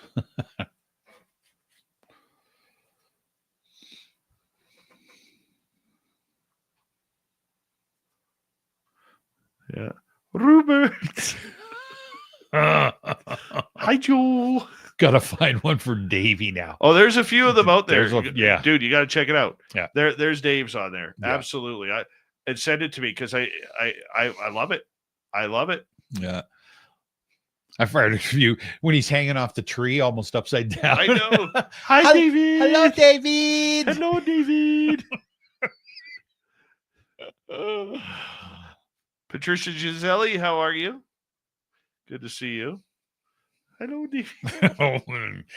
Oh my gosh. You're all going to go to bed now tonight. Right before you go to bed, you're all going to say, Rupert. Oh, my. Comedian with pink hair. Oh, God. Cross-dressing comedian. The guy's funny. He is. Hold on. And you're somebody who just wants good people around, good, honest people to tell their story. It may be full of woo. Exactly. It may be full of craziness.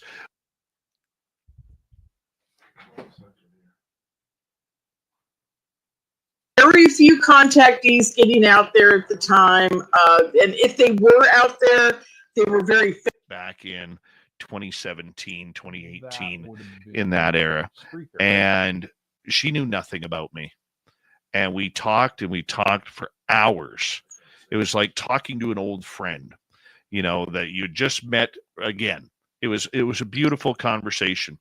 And what a lot of people don't know about my popularity in SOR, it's because of Lorien. It is because Lorien gave me an opportunity to speak and to gain a lot of trust with a lot of influential people in this community back then.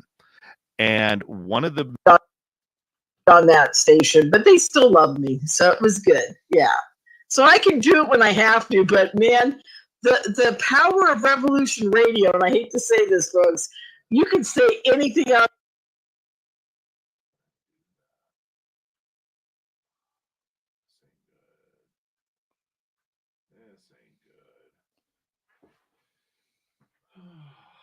Why is it like that? Why?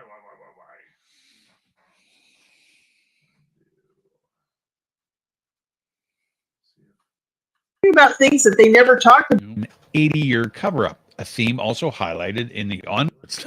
Except Subway. There's nothing camouflage in Subway. No. No. Just the ingredients. Yeah. Blech. Oh, yes. Yep. I never thought I would own camouflage, man. No. And I do now. Yeah, I only thought I'd have it for hunting. But Yeah. yeah now, no. Now you just wear it. Yeah, absolutely. Yeah. My Crocs are camouflaged, man. Yeah. I got to get a new pair of Crocs. My Crocs are like worn out. So they, those little bumps they have Yeah. in the bottom that massage your feet? Yeah. Gone. Those are gone. They're worn out. I need to get a new pair. Yeah. I'm kind of jealous because I got my boy a pair of Crocs Yes. for Halloween. Or not for Halloween, for Christmas. Yeah. What happened last time? Did you just did you get the drivers reinstalled? No. It was the levels going in, because that means the mic is peaking too hot. Right. But nothing has changed, and my levels were great on Spreaker. That's weird. Yeah. Like Lorien, I knew was a little hot. Yeah. Yeah, I can't do that, Rob, because it sounds worse on the intros when you do that. I can't do that.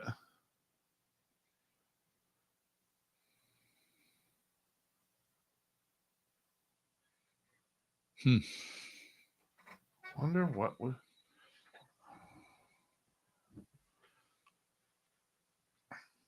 Were you guys hearing the ticking during the show?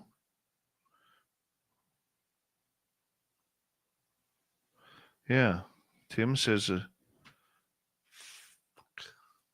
Mothman did? no, he says it sounded good during the show. Yeah, I was gonna say usually the audience is really good. If they hear something, they usually post it, right? I'm just gonna download this one. I can't use that one. No.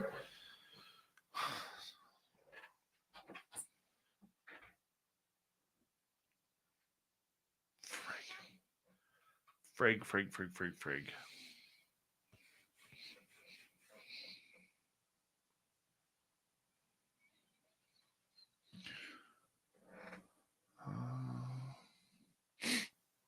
Yeah, the clicking was on the recording. Mm-hmm. So that means I got to get rid of this board. I think it's the board. How old is that now? Board's about, I've been using that board for about 4 years. Yeah. Oh, that pisses me off. Just absolutely pisses me off.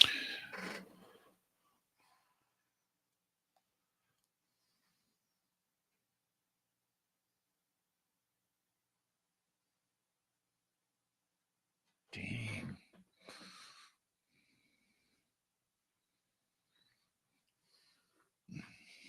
Have you got a replacement here? You've got to order another one. No, I'm going to have to order another one. Hello, Long and McQuaid. I'm just going to order it on Amazon. Yeah, that's true. What the hell am I doing here? Sorry. Lon. I'll send them a Lon Strickler. Mm-hmm. Okay, that's fine there. I want to just hear something here first. See if this one will do the same thing. Yeah, if you didn't notice any ticking during the show on the YouTube side, then that eliminates 50%. Mm-hmm. So it's one of two. It's one of two buttons. But I'm also probably getting to that point in time where I need to change the chords up too. Yeah.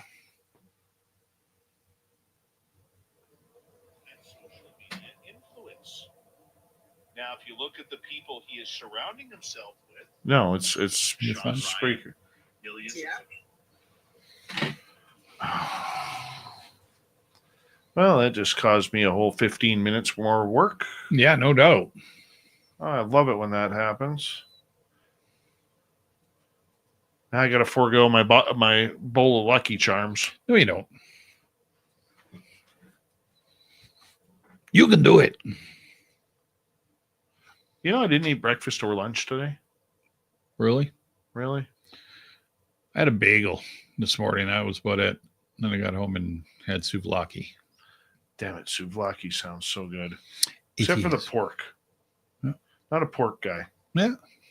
Used to be a pork guy. Mm-hmm. And then realized when I became an adult, I never had to eat pork again. Yeah. Like, I shouldn't say that. I eat a lot of pig. Yeah. I like some good pig. Yeah. Bacon. Bacon. Yeah. Hell yeah. Ham. I like a good ham. Me too. But like pork chops, like when you have pork chops literally almost every day as a kid growing up. Oh yeah. No, I get it. Yeah. Yeah. My mom was like that too. Yeah. My dad loved pork chops and boiled potatoes. Did you at least get like mushroom gravy or something? No. And then my mom would do these gross scallop potatoes all the time. Oh, I like scallop Oh, potatoes. it was disgusting. She put like 48 pounds of cream in there. Oh, so then it's not. Yeah, no. Oh God. Best part about scallop potatoes, I never have to have them again. Yeah. No, I like pork steaks. I like pulled pork. I like pulled pork. Not a fan of pork belly. Like when they brought them over on Thanksgiving, the smoked pork belly. No. Damn, that was not so a fan. good. I'm not a fan. Not a fan. Pork belly tacos, they could go in the garbage too. You're crazy. You're crazy. No, you are. You're crazy. You're crazier. You're the kind of guy who like says you're crazy for not liking pork belly. You're that guy. No, you're the guy. What the hell was that last week? What? Sensodyne toothpaste. What's that got to do with I don't know. it? That just came into my head. I know. I turned it up. I left it and went to get off my lawn. And yeah, he probably brushes his teeth with Sensodyne. I was like, is that a burn? I don't even know. Oh, Sensodyne toothpaste is horrible. It is. It's gross. AIM. No, I do not eat Lucky Charms after the show. I eat them in the morning when I wake up. Oh, almost got him, Rob. Yeah, look at Rob making up shit right there. I mean, I expect that from Rob because he's very accusatory. Accusatory? You know, like calling it like the other day saying that you're El Phantasmo and I'm El Ovni Volador. That's just delusional. He's delusional. That's right. Yeah. I do appreciate Rob. Don't get me wrong, but yeah. That's what happens when you've never been in a forest. He's only lived in the concrete jungle. I was just going to say, lived in the jungle. Uh-huh.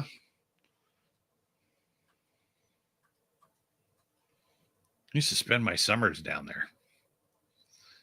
I was like, well, I had the type of parents, and I love my parents. I don't mean to insult them or anything, but I had the type of like introverted parents where if everybody was going to the popular place, we went to the unpopular place. Yeah. I hated that. Well, we went down every summer. My stepfather at the time was selling pneumatic tools, and he'd spend his summer down flogging tools in and all the way from San Jose. Yeah, San Francisco, San Jose, all the way down to LA. And every summer, 2 months of being down there. And I mean, you know, this was like in 1977, 78. And it was still, was not a fan of LA. Just not a fan. Went to match game, you know, all those stupid things where they give away free tickets and whatever. But you look like a match game kind of guy. Gene Rayburn. He was still there with this huge microphone that was about 20 feet long. And Dumb Dora is so dumb. How dumb is she? Like, oh my gosh. Yeah. Uh-huh. Then I realized as I got a little older that I could just walk up and down the strip. My stepbrother, my brother ended up going into whatever match game or some game show. They taped 4 shows, so they were going to be in there in the studios forever. I'd wander around and God. Look at Paramarv here. Like, what a jerk comment. Mm. Dude, it should be called El Obvious Volador since we all know the truth. Wow. Hang on a second. Prove it. Prove it. Yeah, prove it. Prove it. You got no proof. Prove it. Pull a Lee. Prove it. Show me proof. You got pictures? Come Yeah. on. Got video? Pull a Lee, grifter. You're grifting for likes on that comment, Paramarv. Yeah. Grifting. God, some people. I know. Captain K-Rod, how you doing? Oh my God. I gotta fall asleep here. Well, that's because you have narcolepsy. Shut up. I know. Well, it's starting to become that way. Yeah. All right, guys, we're going to log it off for tonight. Tomorrow night on the show, we got a good one for you, too. We do. Mm-hmm. Ken Lloyd is going to be here. We're talking near-death experiences. Yeah. That's going to be a good one. Then we wrap up the week with a little R. Keith Andrews of the ET Connection. Mm-hmm. That'll be fun as well. Hopefully we'll get the audio situation figured out for tomorrow night, even though it didn't affect YouTube, thank goodness. But it's going to affect every podcast. So I apologize. I do. Thank you tonight to Major League ×2 for helping us grift. And Fun Patrick ×2 for adding to the grift. And yeah, we'll see you tomorrow night, everybody. It'll be fun, I promise you. Yeah. Good night.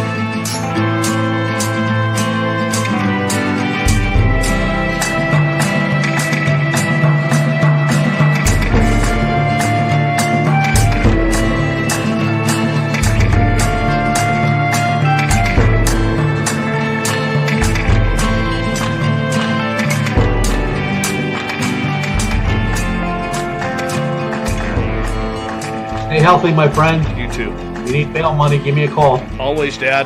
Take care. You too.